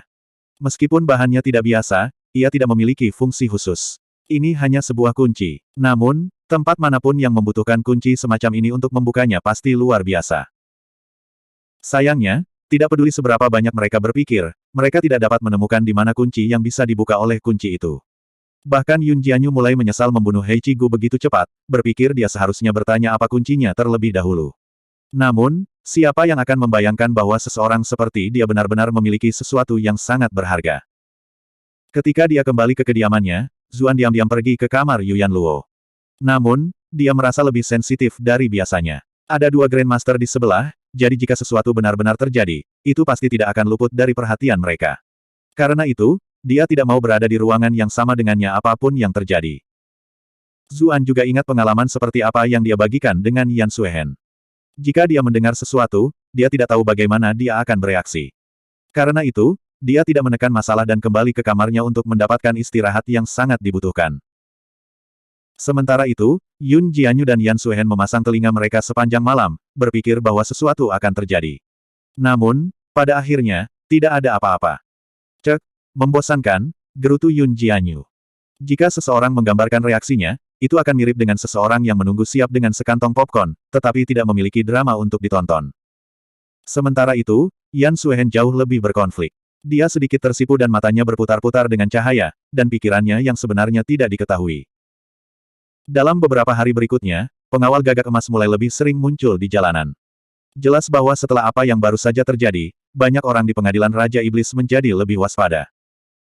Namun, tidak ada yang datang untuk menyelidiki ras ular. Sebaliknya, banyak klan mencoba mencari cara untuk menjadi teman. Jelas bahwa berita tentang apa yang terjadi di Taman Giok telah menyebar, dan orang-orang telah mengetahui bahwa Ratu Medusa unggul dalam taruhan batu. Bahkan orang biasa dengan tingkat kemampuan seperti itu akan menjadi tamu terhormat dari klan besar, apalagi pemimpin klan seperti dirinya, dan yang begitu cantik. Dengan demikian, Yu Yanluo akhirnya disibukkan oleh keramahan sosial. Sementara itu, Zuan dengan senang hati menikmati istirahatnya. Dia memutuskan dia akan memeriksa Snow di Elf King Manor untuk menindaklanjuti apa yang telah terjadi sebelumnya. Namun, dia tidak menyangka keamanan Elf King Manor menjadi jauh lebih ketat daripada yang terakhir kali. Selain itu, banyak penjaga gagak emas yang menyamar di dekatnya. Tampaknya setelah upaya pembunuhan terhadap putra mahkota, mereka curiga bahwa Putri Salju telah berkolusi dengannya. Mereka tidak sepenuhnya yakin dengan ceritanya, jadi mereka telah mengatur beberapa orang di dekatnya untuk melihat apakah mereka bisa mendapatkan petunjuk. Karena takut dia akan membawa masalah pada Snow, Zuan akhirnya memutuskan untuk tidak mengambil risiko. 3 hari berlalu dengan cepat, dan majelis umum semua ras semakin dekat. Lokasi pertemuan berada di gunung di bawah makam kekaisaran. Ada altar upacara besar di kaki gunung, dikelilingi oleh alun-alun yang luas. Upacara besar dan acara penting ras iblis biasanya diadakan di sana. Zuan akhirnya mengalami sendiri apa itu majelis umum semua ras. Itu memang tempat di mana ada semua jenis ras, dengan orang-orang dari segala macam penampilan yang berbeda. Makhluk yang biasa dilihat adalah satu hal, tetapi ada beberapa yang belum pernah dia dengar sebelumnya. Kerajaan hewan di dunia sebelumnya sama sekali tidak spektakuler. Zuan menatap perlombaan yang bergerak sepelan kemalasan dalam segala hal yang mereka lakukan. Apakah orang-orang ini lambat dalam pertempuran juga? Bukankah mereka hanya akan diinjak-injak? Namun, dia segera melihat sesuatu yang lebih konyol, ras cacing pita. Zuan berpikir mereka menjijikkan hanya dengan melihatnya. Apakah orang-orang ini juga hidup di dalam diri orang lain dan memakan kotoran mereka? Ada juga ras magot raksasa, dan mereka menggeliat seperti gunung daging. Perut Zuan bergejolak. Dia penasaran dengan apa yang dimakan orang-orang itu. Jika mereka membuat terobosan di masa depan, apakah mereka akan menjadi lalat abadi? Selain itu, ada banyak spesies lain yang mirip dengan ras cacing pita dan magot raksasa. Zuan berpikir dalam hati bahwa dia pasti akan menjauhi mereka. Dia benar-benar takut bahwa keterampilan bawaan mereka akan menyemprotkan kotoran atau sesuatu. Itu benar-benar akan meninggalkan dia dengan trauma selama sisa hidupnya. Ras yang berbeda duduk di posisi masing-masing di sekitar panggung upacara. Zuan memperhatikan bahwa yang paling dekat dengan pusat adalah semua ras yang paling kuat, sedangkan ras ular duduk di tengah. Seolah melihat melalui pikirannya, Yu Yanluo berkata sambil menghela nafas, ketika ibuku masih di sini, ras ular sangat kuat. Kami duduk paling depan. Tapi sekarang... Haha, fakta bahwa kamu masih bisa duduk di tengah setelah sekian lama terpuruk sudah membuktikan bahwa ras ular adalah ras yang hebat, kata Zuan meyakinkan. Dia melanjutkan, jangan khawatir. Anda sekarang telah kembali ke ras ular, dan dengan bantuan saya, Anda akan dapat mengembalikan klan Anda ke kejayaannya sebelumnya. Yu Yanluo tersenyum pahit dan tidak mengatakan apa-apa. Sebenarnya, dia tidak benar-benar ingin tetap berada di pihak ras iblis, dia lebih menyukai hidupnya di sisi manusia, dan dia lebih menyukai dunia manusia. Namun, dia sekarang adalah Ratu Medusa, jadi dia tidak bisa menunjukkan kelemahan dan mengabaikan kehendak rakyatnya. Saat ras yang berbeda masuk ke posisinya, sebuah suara melengking memanggil, kereta Kaisar Fin telah tiba. Semua perwakilan dari berbagai ras bangkit untuk membungkuk hormat. Mereka berteriak, kami dengan hormat menyambut Yang Mulia, Kaisar Fin.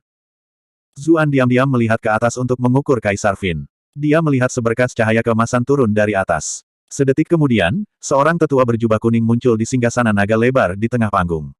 Jejak waktu terlihat di tubuhnya. Dia tidak terlihat terlalu berbeda dari seorang penatua dengan satu kaki sudah di kuburan. Zuan tidak menyangka Kaisar Fin yang kuat dan menakjubkan itu benar-benar menjadi seorang pria tua. Tidak heran dia berencana untuk melakukan upacara suksesi. Sepertinya waktunya benar-benar terbatas. Penampilan Kaisar Fin sangat biasa, dia tidak terlalu tampan, tapi juga tidak terlalu jelek. Namun, sifat yang paling menarik perhatiannya adalah hidungnya yang menjulang tinggi. Itu dan matanya yang tajam dan seperti elang membuat orang menyadari bahwa dia jelas bukan tetua biasa. Ketika dia merasakan mata Kaisar Iblis menyapu ke arahnya, Zuan tidak berani melihat terlalu dekat. Orang ini benar-benar seperti elang yang menakutkan. Saat mata Kaisar Iblis menyapu seluruh tempat, kehendak surgawinya menyebar. Mereka yang hadir merasakan gelombang kekuatan yang menakutkan. Tidak ada yang berani mengucapkan sepatah kata pun, dan perwakilan dari ras yang lebih lemah mulai gemetar ketakutan. Seorang Kasim hebat di sisi Kaisar Iblis kemudian berteriak, "Semuanya, kalian boleh bangkit." "Terima kasih, Yang Mulia." Yang hadir menjawab. Beberapa anggota generasi muda sangat tersentuh sehingga seluruh tubuh mereka mulai bergetar. Di antara ras iblis, Kaisar Iblis seperti dewa, objek pemujaan orang yang tak terhitung jumlahnya. Sekarang setelah mereka akhirnya melihatnya sendiri, bagaimana mungkin mereka tidak tergerak? Yan Suehen mengirim transmisi Qi ke Zuan, mengatakan, Kaisar Fin tidak datang sendiri, ini hanyalah salah satu dari jiwanya yang terpisah. Sebagai seorang Grandmaster, pengetahuannya tentang hal-hal seperti itu jauh melampaui pengetahuan para kultivator biasa. Zuan telah mendengar penjelasan darinya sebelumnya. Di alam abadi bumi, seseorang dapat mengolah jiwa kehidupan, jiwa bumi dan jiwa surga. Mereka berhubungan dengan roh yin, roh yang, dan roh asal masing-masing. Matahari yang terik telah terbit di atas kepala.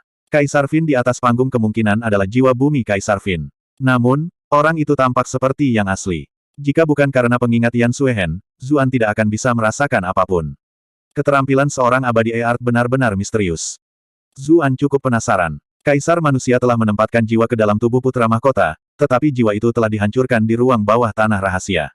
Itu mungkin memiliki efek yang cukup parah pada kekuatan Kaisar, kan? Sepertinya Kaisar Fin benar-benar tidak punya banyak waktu lagi. Dia bahkan tidak bisa menghadiri pertemuan ini dengan tubuh aslinya, kata Yun Jianyu dengan sedikit kegembiraan. Yan Suehen melompat ketakutan dan bertanya, kamu tidak akan berlari dan melawannya, kan? Tidak peduli seberapa lemahnya dia bukan seseorang yang bisa kamu tangani. Petik 2. Bab 1357. Yun Jianyu memutar matanya dan menjawab, apakah aku benar-benar orang bodoh yang sembrono di matamu? Mengapa saya begitu bodoh untuk lari ke kematian saya? Yan Suehen berkata sambil tersenyum, di mataku, kamu benar-benar bodoh yang tidak lagi peduli tentang apapun begitu kamu bertindak berdasarkan dorongan hati. Yun Jianyu terdiam. Mereka berdua sepertinya akan bertarung lagi ketika suara nyaring Kasim tiba-tiba memanggil, permaisuri kedua telah tiba. Kali ini, aroma manis sepertinya menyebar ke seluruh tempat. Kemudian, sosok yang adil dan anggun perlahan terlihat. Angin sepoi-sepoi bertiup, membuat gaunnya berkibar dengan lembut. Itu benar-benar seolah-olah seorang dewi turun ke dunia. Banyak orang dari semua klan yang berbeda telah mendengar tentang permaisuri kedua sebelumnya, tetapi ini adalah pertama kalinya mereka melihatnya. Ketika mereka melihat penampilannya yang cantik dan menawan, mata banyak orang berbinar. Beberapa orang bahkan menelan ludah dengan cara yang memalukan. Hal seperti itu hanya akan terjadi di antara ras iblis. Di dunia manusia, jika hal semacam itu terjadi, itu akan menjadi kejahatan besar yang tidak menghormati. Permaisuri kedua benar-benar wanita yang luar biasa cantik, banyak orang berbisik satu sama lain. Mereka merasa sangat sulit untuk menyembunyikan keterkejutan yang mereka rasakan. Zuan berpikir dalam hati, orang-orang ini benar-benar tak kenal takut. Apakah mereka benar-benar berpikir Kaisar Iblis tidak dapat mendengar mereka hanya karena ada orang yang juga mengobrol di sekitar mereka? Mereka tidak tahu seberapa kuat metode keabadian bumi. Namun, yang mengejutkan, Kaisar Fin terus duduk di singgasana naganya tanpa satu pun perubahan dalam ekspresinya, seolah-olah dia tidak mendengar diskusi para penonton sama sekali. Yu Yanluo tampaknya telah melihat melalui kebingungannya dan menjelaskan dengan tenang, ras iblis berbeda dari manusia. Di tempat ini, pria tidak melarang orang lain memuji kecantikan wanitanya sendiri. Sebaliknya, mereka menganggapnya sebagai semacam kemuliaan. Tapi reaksi orang-orang ini tidak murni pujian, kan? Zuan bertanya dengan bingung. Dilihat dari penampilan mereka, sepertinya mereka benar-benar ingin menyeret permaisuri kedua ke tempat tidur. Ekspresi Yu Yanluo menjadi sedikit aneh saat dia berkata, gaya melakukan sesuatu di sini memang sedikit berbeda. Bagi mereka, hal semacam ini semakin membuktikan pesona seorang wanita. Sementara itu, permaisuri kedua mendekat ke platform tinggi. Namun, dia berhati-hati dan tidak terbang di atas Kaisar Fin, melainkan turun di tengah pendekatannya. Kemudian, dia dengan santai berjalan melintasi tangga. Gaun tebalnya secara alami menyebar di sekelilingnya, terlihat sangat cantik saat diseret di sepanjang tangga, itu membuatnya menyerupai burung phoenix. Zuan harus mengakui bahwa permaisuri kedua tampaknya benar-benar memiliki kehadiran seorang ibu kekaisaran yang mulia. Ketika dia tiba di platform tinggi, permaisuri kedua tersenyum dan menyapa Kaisar Fin. Pelayan ini memberi hormat kepada Yang Mulia. Suaranya manis dan lembut, membuat seluruh tubuh banyak orang bergetar. Bagaimana bisa ada suara yang begitu indah di dunia ini? Huff, hanya mengudara, gerutu Yun Jianyu. Seolah-olah, karena mereka berdua wanita, dia benar-benar tidak tahan dengan tindakan malu-malu dan penuh kasih sayang dari permaisuri kedua. Yan Suehen tersenyum dan bertanya, bukankah seni pesonamu dari sekte iblis serupa? Kenapa kau mengejeknya? Zuan memikirkan sesuatu. Orang-orang selalu mengatakan bahwa teknik pesona Yun Jianyu luar biasa, dan bahkan Qiu Honglei telah belajar darinya. Namun, dia belum pernah melihatnya menggunakannya sebelumnya. Dia tanpa sadar melirik Yun Jianyu. Dia memang sangat cantik, tapi dia agak terlalu galak. Sangat sulit untuk membayangkan seperti apa dia dengan teknik pesonanya. Kenapa kau menatapku? Tanya Yun Jianyu, matanya menyipit. Dia merasa ekspresi Zuan agak aneh. Kemudian, dia berbalik untuk membalas Yan Suehen, apakah menurutmu itu sama? Itu hanya sebuah metode bagi kita untuk bermain-main dengan laki-laki, itu sama sekali tidak mewakili sifat asli kita. Rayuan wanita itu tampaknya terbentuk secara alami, di sisi lain. Dia dilahirkan untuk menjadi seekor babi betina. Yan Suehen dan Yu Yanluo terdiam. Mereka juga wanita, dan terlebih lagi wanita cantik, jadi mereka sangat tidak suka membicarakan wanita lain seperti itu. Namun, ketika mereka memikirkan sifat Yun Jianyu, mereka berhenti memikirkannya. Sementara itu, di platform yang ditinggikan, Kaisar Fin mengangguk. Dia mengulurkan tangan, memberi isyarat agar permaisuri kedua bangkit. Permaisuri kedua tersenyum manis saat dia bangkit, lalu duduk di kursi yang lebih kecil di sampingnya.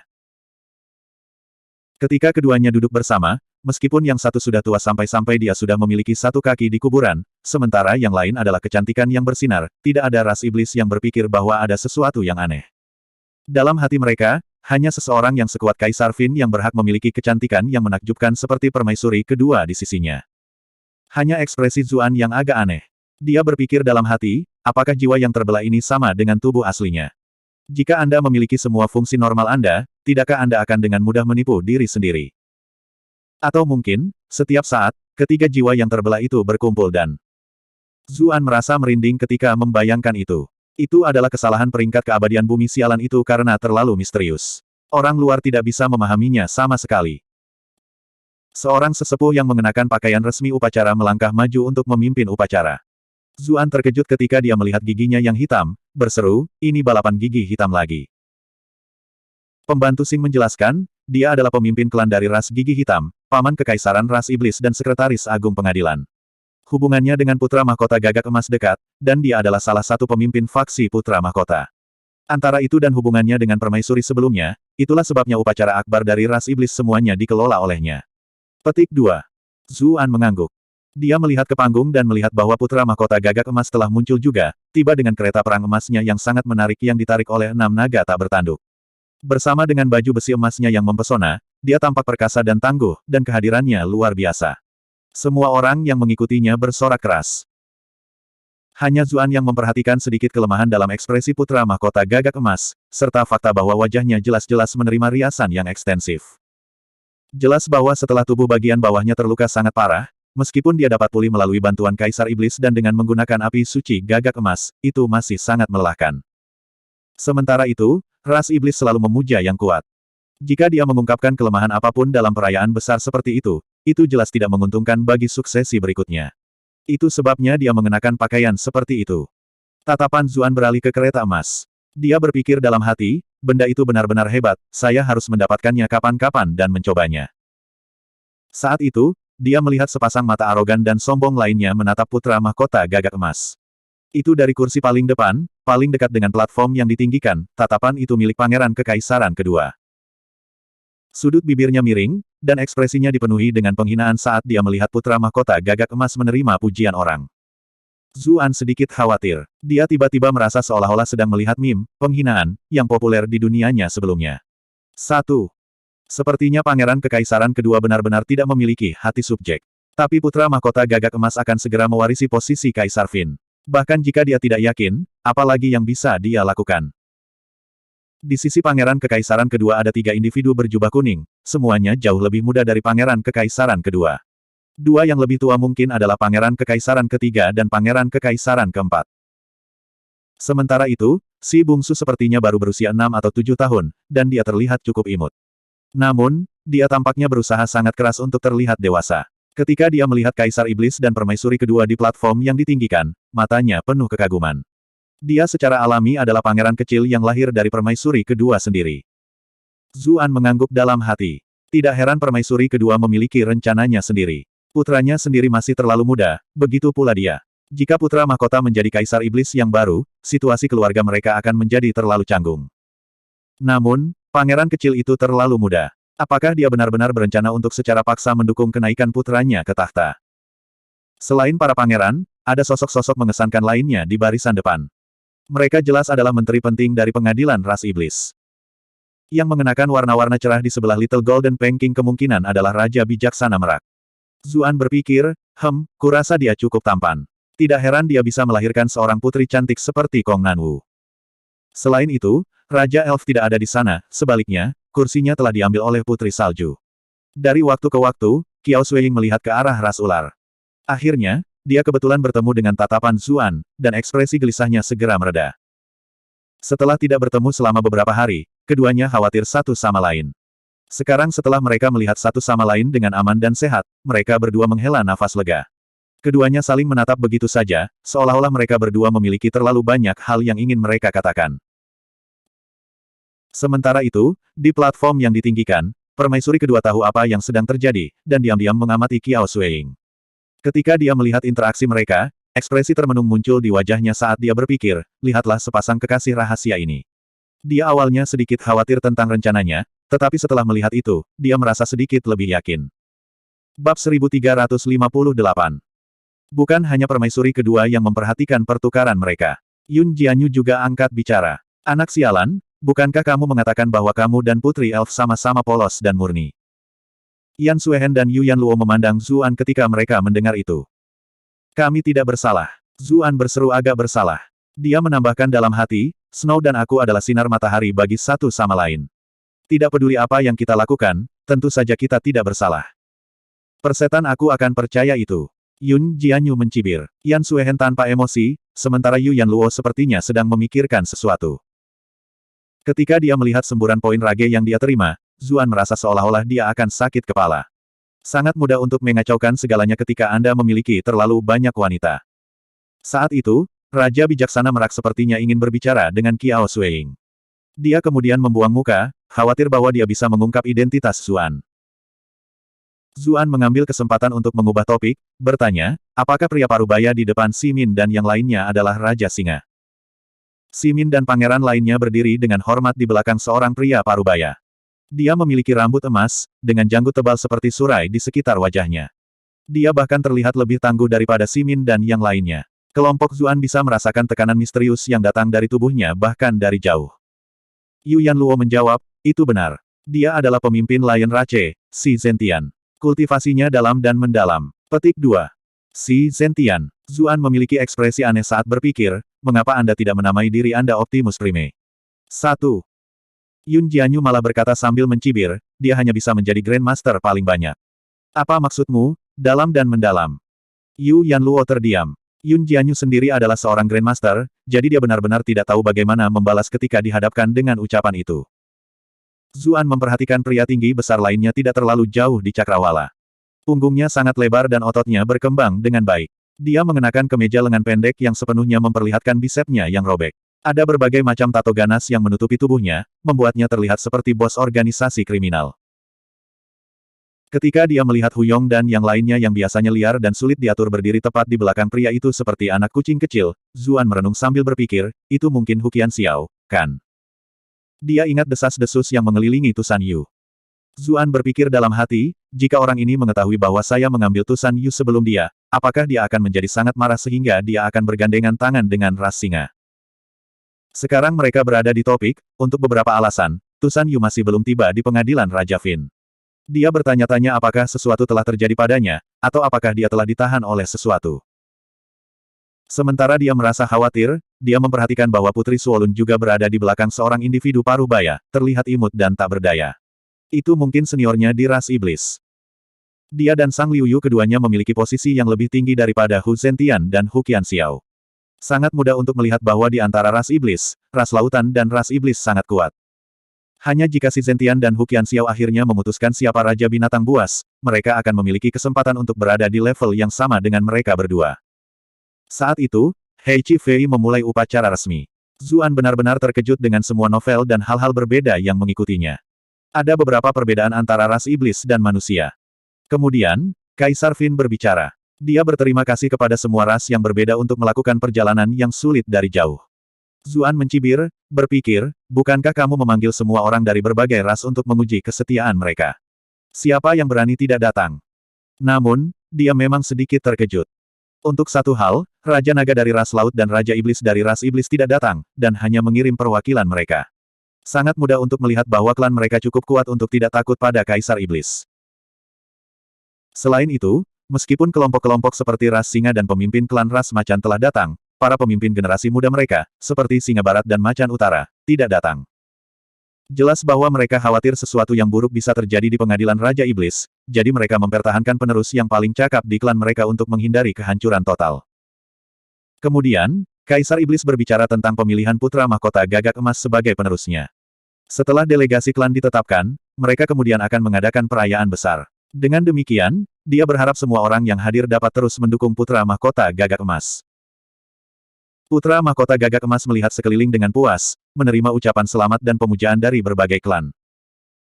Sementara itu, di bawah platform yang ditinggikan, Pangeran Kekaisaran Kedua sangat marah. Dia melihat ke bawah ke tanah, pikirannya yang sebenarnya tidak mungkin untuk diidentifikasi di balik ekspresinya yang gelap. Namun, Pangeran Kekaisaran Ketiga, Keempat dan Kecil memiliki ekspresi normal. Mungkin karena usia atau kemampuan mereka, mereka tidak memiliki kualifikasi untuk memperebutkan tahta kekaisaran. Mereka membuatnya terdengar bagus, tetapi bukankah itu hanya untuk memaksa klan untuk mengungkapkan kesetiaan mereka kepada kaisar baru? Yun Jianyu mendengus jijik. Reputasi manusia burung itu, putra mahkota Gagak Emas, akhir-akhir ini telah diselimuti kotoran, namun sebenarnya itu tidak mempengaruhi keputusannya sedikitpun. Yu Yanluo berkata, menilai dari percakapan yang aku lakukan dengan ras lain baru-baru ini, Kaisar Iblis pasti sangat menyayangi permaisuri pertama yang telah meninggal. Dia secara alami mencintai putra mahkota Gagak Emas yang dia lahirkan sebagai hasilnya. Petik 2. Yun Jianyu sedikit terkejut saat dia menjawab, aku tidak menyangka Kaisar Iblis ini benar-benar tipe yang sentimental. Dibandingkan dengan seseorang tertentu, dia sudah jauh lebih halus daripada seseorang yang kita kenal. Dia melirik Zuan sambil berbicara. Zuan berkeringat dingin dan menjawab, sisi penuh kasih sayang dari dirinya hanyalah rumor. Permaisuri pertama sudah meninggal, tetapi bukankah dia masih menerima semua selir itu? Bahkan ada seseorang yang luar biasa seperti permaisuri kedua. Yun Jianyu mendengus. Laki-laki semuanya sampah, seperti yang diharapkan. Zuan terdiam. Dia berpikir, wanita ini bahkan belum pernah mengalami cinta sebelumnya. Pria mana di dunia ini yang berani menolaknya? Namun, dia mengatakan sesuatu yang sangat sinis. Yan Suehen berkata, sebenarnya, putra mahkota Golden Crow sudah menjadi raksasa di antara manusia. Untuk memiliki tingkat kultivasi dan kekuatan bertarung di usianya yang cukup luar biasa. Hanya saja dia kurang beruntung, kalah dari Ah Su 2 kali. Zuan berkata dengan malu, aku tidak menyangka kakak Yan benar-benar memujiku. Siapa yang memujimu? Satu-satunya alasan mengapa Anda bisa menang melawannya hanya karena Anda kebetulan memiliki metode yang melawannya. Melawan para ahli lain, kekuatanmu mungkin tidak lebih besar dari putra mahkota Gagak Emas. Yan Suehen mendengus. Wajahnya memerah dan dia berbalik, tidak lagi memperhatikannya. Di samping, Yun Jianyu memiliki ekspresi aneh. Dia hanya merasa bahwa wanita sedingin batu itu menjadi sedikit berbeda baru-baru ini, namun dia tidak tahu persis bagaimana caranya. Merasakan suasana menjadi penuh dengan kecurigaan, Zuan terkejut. Dia khawatir jika sesuatu terungkap, Yan Suhen akan mengeluarkannya darinya, jadi dia dengan cepat mengubah topik pembicaraan dan berkata, Kaisar Fin menyerahkan tahta kekaisaran kepada putra mahkota dengan begitu cepat. Mungkinkah dia sudah diambang kematian? Meskipun Kaisar Iblis tampak seperti akan pikun, sepertinya dia tidak akan mati dalam beberapa hari ke depan, kan? Benar saja, itu menarik perhatian Yun Jianyu. Dia menjelaskan, saya rasa tidak.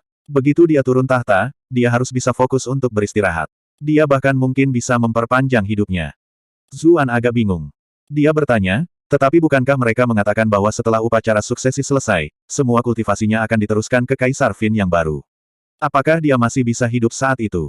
Bahkan jika dia mempertahankan hidupnya, apakah Kaisar Iblis yang baru akan mengizinkannya untuk hidup akan menjadi cerita yang berbeda?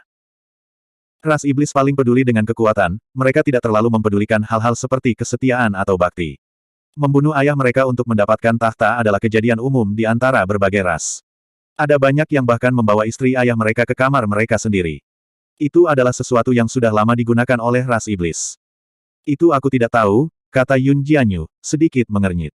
Penggantian Kaisar Fin hanyalah rumor. Tidak ada yang pernah menyaksikannya sendiri. Saya tidak tahu apa yang sebenarnya terjadi selama proses itu. Saat itu, Kaisar Fin mulai memberikan persembahan kepada leluhurnya dan surga. Setelah menyelesaikan semua ritual yang diperlukan, dia pergi bersama permaisuri kedua. Kemudian, sisa upacara dilakukan oleh putra mahkota dan Hei Qifei. Segera setelah itu, perebutan kursi delegasi yang paling dipedulikan oleh mereka yang hadir akan dimulai. Semua yang tertarik untuk merebut tempat berdoa agar mendapatkan braket yang bagus. Lagi pula, segala macam hal yang telah terjadi selama bertahun-tahun. Ada beberapa kandidat ras yang kuat, yang, karena mereka bertemu dengan seseorang yang lebih kuat, tersingkir lebih awal. Sebaliknya, beberapa kandidat ras yang lebih lemah hanya mendapatkan lawan yang lemah, sehingga mereka mendapat kesempatan untuk berhasil mengklaim tempat. Zuan berjalan bersama Yu Yanluo untuk menarik undian. Ketika mereka tiba di atas panggung, Hei Qifei tampak seolah-olah menyambut mereka, tetapi pada kenyataannya, dia bertanya kepada mereka dengan lembut, apakah Ratu Medusa melihat Hei Qi Gu dari klan saya yang sederhana? Yu Yanluo mengangguk. Dia menjawab dengan nada normal, saya memiliki kesempatan untuk bertemu dengannya. Kami berbagi pengalaman taruhan batu beberapa hari yang lalu di Jade Garden. Saya mengerti. Lalu setelah kamu meninggalkan Jade Garden, apakah kamu bertemu lagi? Hei Qifei bertanya, menatapnya dengan tenang. Siapa Yu Yanluo? Dia secara alami tidak mengungkapkan celah apapun. Dia menjawab, saya tidak. Apa yang salah? Mengapa sekretaris besar tiba-tiba menanyakan hal seperti ini? Tidak apa. Anda dapat menarik surat suara sekarang, kata Hei Qifei acuh tak acuh. Yu Yanluo memberi isyarat agar Zuan berjalan maju. Zuan berkata sambil tertawa, keberuntunganku selalu bagus. Saya yakin saya akan bisa menarik yang bagus. Petik 2. Kemudian, dia secara acak mengeluarkan 3 batang bambu. Namun, ketika orang-orang di dekatnya melihat tongkat itu, mereka memberinya tatapan simpatik saat mereka mulai berkomentar. Mereka berlari ke orang-orang ras singa begitu awal. Sepertinya ras ular ditakdirkan hanya memiliki satu delegasi lagi. Petik 2. Orang itu masih mengatakan dia beruntung. Keberuntungannya jelas mengerikan. Hei Qifei memiliki senyum ambigu ketika dia mendengar diskusi yang lain. Hanya Zuan yang mencibir. Idiot ini. Mereka tidak tahu bahwa Pangeran Ras Singa adalah tongkat terbaik untuk saya. Bab 1359. Sirong kebetulan adalah perwakilan yang pergi untuk menarik tongkat bambu untuk perlombaan singa. Ketika dia melihat apa yang terjadi, dia berkata sambil tertawa, bentrokan antara musuh benar-benar tidak bisa dihindari. Anda sekarang pasti merasa menyesal atas betapa sombongnya Anda bertindak beberapa hari yang lalu, bukan? Petik 2. Zuan menghela nafas dan berkata, saya selalu berpikir bahwa penjahat berbicara terlalu banyak ketika saya membaca cerita fantasi sebelumnya. Saya tidak berharap itu terjadi di kehidupan nyata juga. Kami hanya akan bertarung di atas panggung nanti, jadi mengapa Anda harus membuat keributan di sini seperti wanita? Petik 2. Yu Yanluo terdiam. Dia merasa agak tersinggung. Sirong sedikit terkejut. Dia mengira ekspresi gugup atau takut akan muncul di wajah Zuan, yang akan memberinya kesempatan untuk sedikit pamer. Namun, dia sama sekali tidak mengharapkan reaksi seperti itu. Dia tidak memiliki kesempatan untuk merasa baik tentang dirinya sendiri. Anda telah berhasil mengendalikan Sirong untuk plus 355 plus 355 plus 355. Sirong menarik napas dalam-dalam untuk menenangkan dirinya. Dia menjawab dengan pura-pura tenang, dengan kekuatanmu, kamu mungkin bahkan tidak bisa keluar dari pertandingan grup, namun kamu ingin menghadapi kami. Siapa yang memberimu keberanian sebanyak ini? Pak, dia meludah ke tanah dan berbalik setelah berbicara. Ada terlalu banyak balapan di antara ras iblis, jadi tidak mungkin mereka akan segera memasuki kompetisi sistem gugur. Mereka harus menang dalam pertarungan grup sebelum melaju ke babak berikutnya. Mereka akan menghemat banyak waktu dengan cara itu. Sementara itu, Pangeran Ras Singa dan kandidat ras ular tidak berada dalam kelompok yang sama. Mereka akan saling berhadapan begitu mereka memasuki kompetisi sistem gugur. Zuan hampir tertawa terbahak-bahak. Dia berkomentar kepada Yu Yanluo, Sirong ini biasanya sangat kasar dan terburu-buru, tetapi dia benar-benar belajar menggunakan beberapa serangan psikologis kali ini.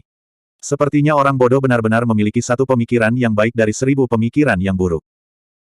Yu Yanluo tersenyum dan berkata, bagaimanapun, dia adalah seorang pangeran, dan dibesarkan dengan hati-hati. Bagaimana dia bisa tidak sedap dipandang seperti yang Anda katakan? Petik 2. Ekspresi Zuan berubah serius saat dia berkata, meskipun aku baik-baik saja dengan hasil undian, ini terlalu kebetulan. Seseorang jelas melakukan ini dengan sengaja. Yu Yanluo berkata dengan analitis, meskipun ras singa sangat kuat, mereka tidak memiliki kekuatan sebesar itu di pengadilan Raja Iblis. Pasti orang lain yang menarik talinya. Hei Qifei itu dari sebelumnya. Zuan bertanya, segera mengingat senyum jahat pria itu. Yu Yanluo menggelengkan kepalanya dan menjawab, meskipun Hei Qi Gu mati karena kita, mereka tidak punya bukti. Selanjutnya, saya melihat ke dalamnya selama beberapa hari terakhir. Hei Qi Gu hanyalah anak dari keluarga cabang ras gigi hitam. Hei Chi Fei tidak akan habis-habisan demi anak dari keluarga cabang dalam kompetisi yang begitu penting. Jelas ada orang lain yang terlibat. Putra mahkota gagak emas. Zuan segera menjawab. Sepertinya dia masih curiga apakah kamu benar-benar telah kembali ke dunia manusia setelah percobaan pembunuhan di Istana Kekaisaran. Itu sebabnya, karena dia tahu bahwa kita dan ras singa berbagi dendam, dia membuat hal-hal seperti ini dengan sengaja untuk melihat apakah dia bisa memaksamu keluar, kata Yu Yanluo. Orang itu sangat licik, kata Zuan dengan kagum. Yu Yanluo menjawab dengan sedikit senyum, kamu sudah sering menggertaknya, jadi tentu saja dia berencana untuk membalas dendam padamu. Ini salahnya karena melakukan hal-hal tercela dan tak tahu malu seperti itu, kata Zuan, mengingat kembali malam itu. Jika dia tidak muncul tepat waktu, Snow pasti sudah ternoda. Satu-satunya hal yang dia sesali adalah dia tidak bisa mengambil nyawa putra mahkota gagak emas dengan cukup cepat saat itu. Ketika mereka kembali ke tempat duduk mereka, mata Yan Suhen dan Yun Jianyu langsung melebar tak percaya saat mendengar hasil undian.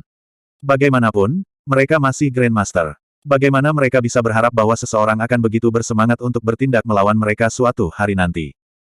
Saya sudah merasa agak sulit untuk menahan diri. Aku merasa sangat sesak, ini adalah kesempatan sempurna untuk melampiaskan semuanya, gerutu Yun Jianyu. Dia merasa sangat sedih akhir-akhir ini, setelah mengalami begitu banyak kesalahan yang belum pernah dia alami sebelumnya dalam hidupnya. Biasanya, dengan kepribadiannya, dia hanya akan membakar siapapun yang menyinggung perasaannya menjadi abu dan selesai dengan itu. Namun, orang yang melihatnya adalah Zuan, jadi dia tidak bisa berbuat apa-apa. Namun, hal-hal menjadi semakin tidak terkendali sesudahnya. Sekarang, orang-orang ras singa ini telah mencoba mengambil keuntungan dari mereka lagi dan lagi, jadi dia sudah memutuskan bahwa dia harus memberi mereka pelajaran yang tepat untuk beberapa waktu. Yan Suhen melotot, berkata, penyihir, sebaiknya kamu tidak melakukan sesuatu yang sembrono. Anda tidak bisa dengan sengaja membantai orang yang tidak bersalah. Ia masih memikirkan apa yang terjadi semalam. Begitu banyak orang terbunuh begitu saja. Hah, hanya kebenaran palsu. Saya tidak berencana untuk membunuh mereka, tetapi sekarang setelah Anda mengatakan itu, saya akan membunuh mereka. Terus, bentak Yun Jianyu, suaranya membawa sedikit kekejaman. Bisakah kamu bersikap masuk akal sekali saja? Kami di sini untuk membantu ras ular mendapatkan posisi delegasi, jadi bagaimana jika keinginan Anda akhirnya mengganggu ras ular? Yan Suhen menjawab, menatapnya dengan tajam. Yu Yanluo berkata dengan lembut, sebenarnya, meskipun pertemuan semacam ini melarang pembunuhan, sulit untuk menghentikan hal-hal yang terlalu jauh. Ada beberapa contoh di mana orang menjadi lumpuh parah. Jadi, selama tidak terlalu kejam, dampaknya tidak terlalu besar.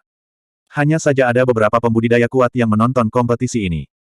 Jika Anda membuat sedikit kesalahan dan mereka dapat mengenali bahwa Anda berdua adalah manusia, atau identitas asli Anda terungkap, mereka semua akan menyerang Anda bersama-sama.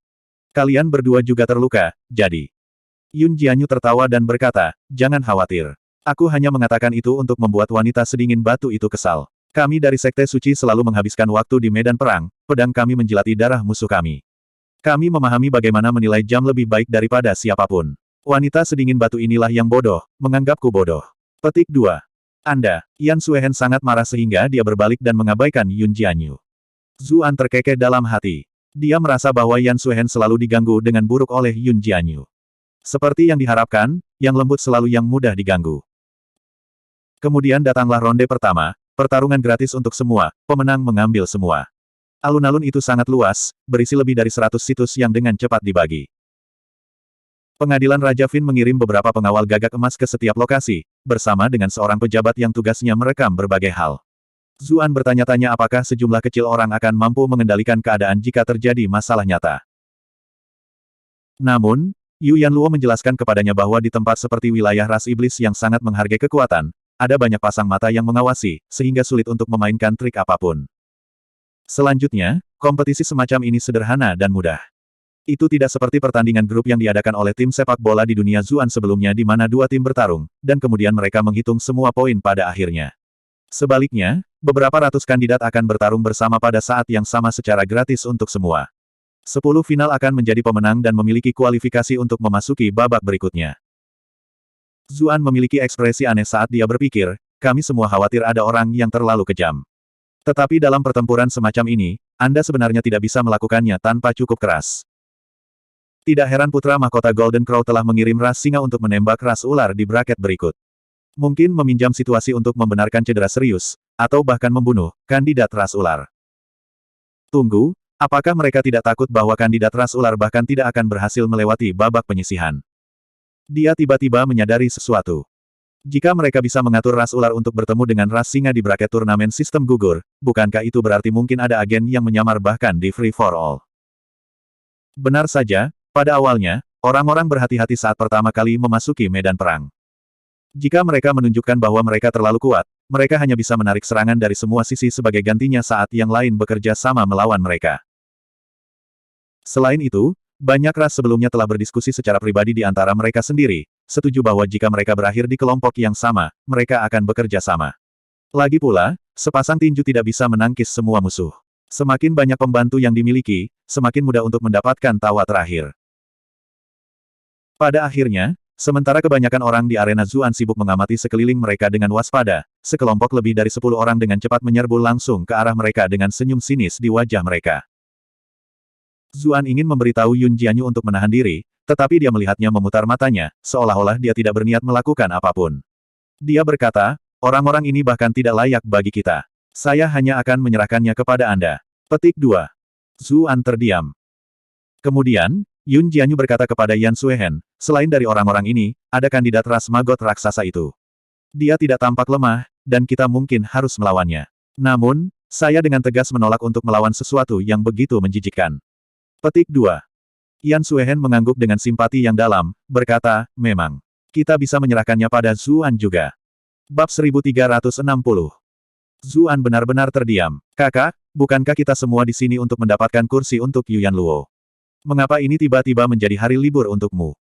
Namun, segera setelah itu, dia tidak punya waktu untuk mengejek mereka lagi. Lebih dari 10 petarung dari berbagai ras menyerbu mereka. Karena serangan mendadak, ketegangan sebelumnya berubah menjadi kekacauan murni.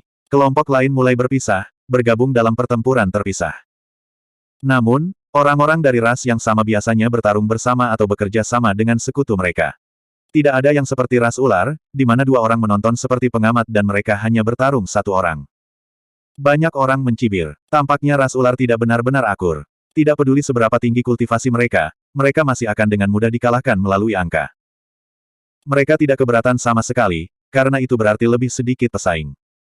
Segera setelah itu, tidak ada yang memperhatikan ras ular lagi. Setiap kelompok bertarung baik sebagai tim individu atau dengan kelompok sekutu, melakukan yang terbaik untuk mengalahkan sebanyak mungkin orang.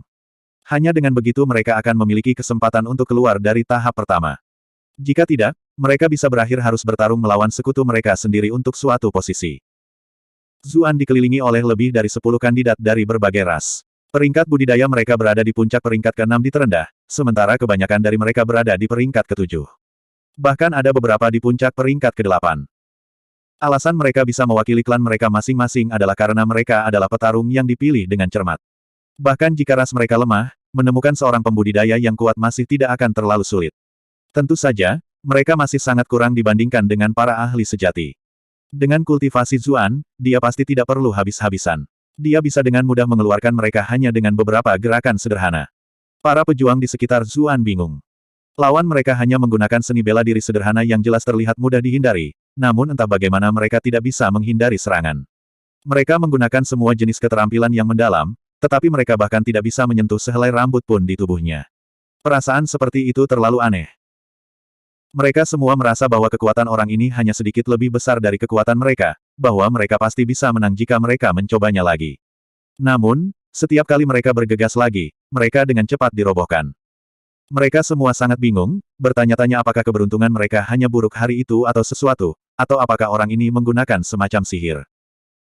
Yan Suehen mengangguk dan berkomentar, saya tidak menyangka dia bisa menelusuri kembali jalur alami di usianya. Dia benar-benar jenius di antara para jenius. Petik 2.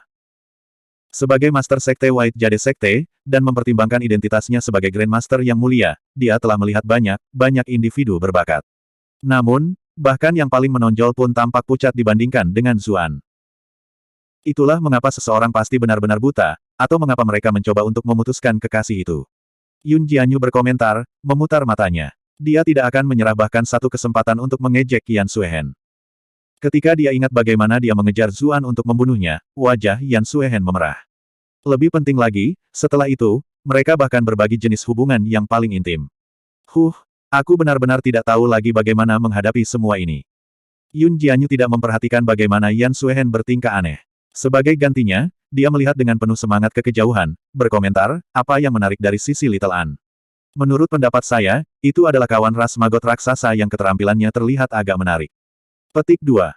Yan Suehen melihat ke arah yang sama. Dia melihat seorang individu pucat dan gemuk yang menyerupai gunung daging, berdiri di tengah arena. Jelas bahwa petarung ras lain juga tahu dia agak sulit untuk dihadapi, dan dia sendirian. Karena itu, mereka setuju untuk menyerangnya bersama secara kebetulan. Namun, calon magot raksasa tidak peduli sama sekali, hanya membiarkan orang-orang itu memukul tubuhnya. Tubuhnya yang lembut membuatnya menyerupai maskot perusahaan ban Michelin. Tinju kuat lawannya hanya mengirim riak di sepanjang gulungan lemaknya yang besar, tapi dia tetap baik-baik saja. Dia hanya tampak menikmati situasinya, seolah-olah yang lain hanya memijatnya. Yan Suehen mengerutkan alisnya yang cantik dan berkata, pria itu sedikit, dengan sifatnya yang terkendali, dia tidak ingin mengatakan kata, menjijikan. Yun Jianyu mengangguk dengan simpati yang dalam, berkata, memang. Aku pasti tidak akan melawannya. Karena itu, keduanya diam-diam setuju untuk mengalihkan perhatian mereka ke Zuan. Pertempuran Zuan hampir berakhir. Sekelompok individu licik yang dia lawan sudah tergeletak di tanah, melolong kesakitan. Tidak ada satupun yang berdiri kembali. Sekelompok pejuang lain saling bertukar pandang, lalu bergegas mendekat. Mereka tidak diminta oleh putra mahkota, sebaliknya, mereka hanya merasa bahwa Zuan kuat, dan dia akan menjadi ancaman besar. Karena itu, mereka memutuskan untuk memanfaatkan kesempatan saat dia melemah dari pertempuran sebelumnya. Zuan sedikit terdiam. Dia memang memiliki beberapa keterampilan efek area, tetapi dia khawatir orang lain akan mengenalinya jika dia menggunakannya. Karena itu, dia hanya melawan mereka dengan jujur. Saat itu, Si Gong melihat ke arahnya dan berkata, oh. Kultivasi anak itu sepertinya tidak seburuk itu. Petik 2. Si Rong mengirim musuh yang datang terbang. Ketika dia mendengar itu, dia berkata sambil mencibir, bagaimana dia bisa berani bertindak begitu arogan jika dia tidak memiliki kekuatan. Jangan khawatir, itu hanya berguna melawan orang-orang tidak berguna itu. Dia tidak lebih dari gadis kecil bagi kita. Si Gong menganggap itu masuk akal. Meskipun ketiga bersaudara itu tidak sekuat kakak tertua mereka, mereka masih kultivator yang kuat dengan hak mereka sendiri. Menang melawan orang-orang tak bernama ras ular hanyalah urusan yang sangat mudah. Sementara itu, Zuan juga mulai bersemangat. Ketika dia melihat lawan yang tak ada habisnya mendatanginya, dia berpikir dalam hati, apakah orang-orang ini mengira aku penurut? Karena itu, dia mulai memberikan beberapa pukulan yang lebih berat untuk memberi contoh bagi yang lain. Benar saja, ketika beberapa orang menderita luka serius, yang lain terkejut. Mereka mulai ragu-ragu, tidak berani bergegas maju. Yun Jianyu mengangguk puas, berkata, itulah yang seharusnya dia lakukan sebelumnya. Kenapa dia bertingkah seperti banci? Zuan memutar matanya dan membalas, kamu masih berani mengatakan itu. Anda hanya duduk di sana dan menonton. Jika kalian semua membantu, orang-orang ini tidak akan berani berduyun-duyun. Jika mereka bertiga memamerkan kekuatan mereka, yang lain tidak akan berani menyerang mereka. Tetapi ketika pihak oposisi melihat bahwa kedua wanita itu tampak biasa dan tidak berkelahi, mereka hanya berpikir bahwa para wanita itu ada di sana untuk mendapatkan kursi delegasi gratis dan bahwa terutama Zuan yang akan bertarung. Secara alami, mereka tidak ingin membiarkan ras ular mendapatkan lebih banyak kursi. Yun Jianyu mendengus. Apa gunanya jika kamu bahkan tidak bisa menghadapi situasi sekecil itu? Zuan terdiam. Yan Suehen tiba-tiba berseru, hati-hati. Begitu dia berbicara, tanah bergetar ketika ahli ras magot raksasa bergegas menuju Zuan. Jelas bahwa dia tidak puas dengan kentang goreng kecil lagi. Dia telah melihat bahwa Zuan cukup kuat dan ingin mencobanya juga.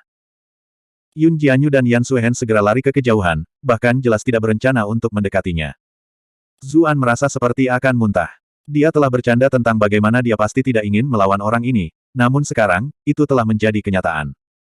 Saat lawan berlari, bau busuk memenuhi udara. Zuan hampir pingsan. Apakah saya benar-benar mencium bau kotoran sekarang?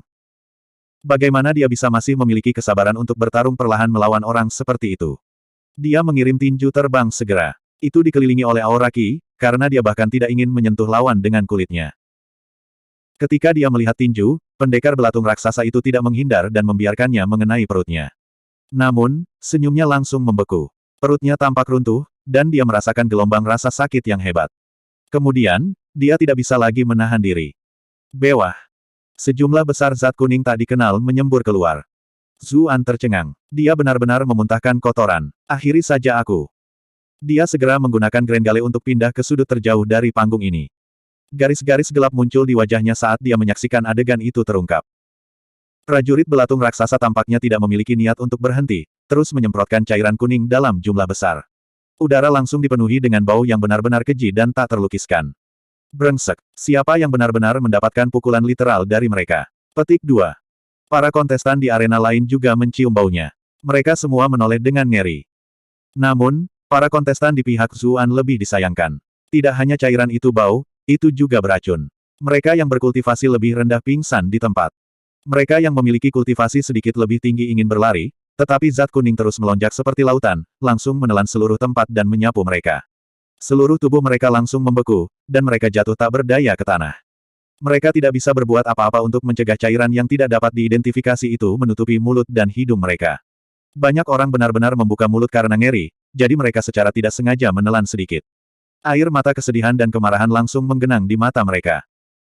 Setelah seluruh lelucon, pada akhirnya, selain dari belatung raksasa, hanya 9 orang yang berhasil melarikan diri ke tepi peron. Mereka terus muntah. Semua orang pingsan setelah direndam dalam zat kuning itu. Orang-orang dari kelompok lain terkejut. Mereka tidak pernah mengira kelompok ini akan memutuskan hasilnya begitu cepat, dan dengan cara seperti itu, tidak kurang.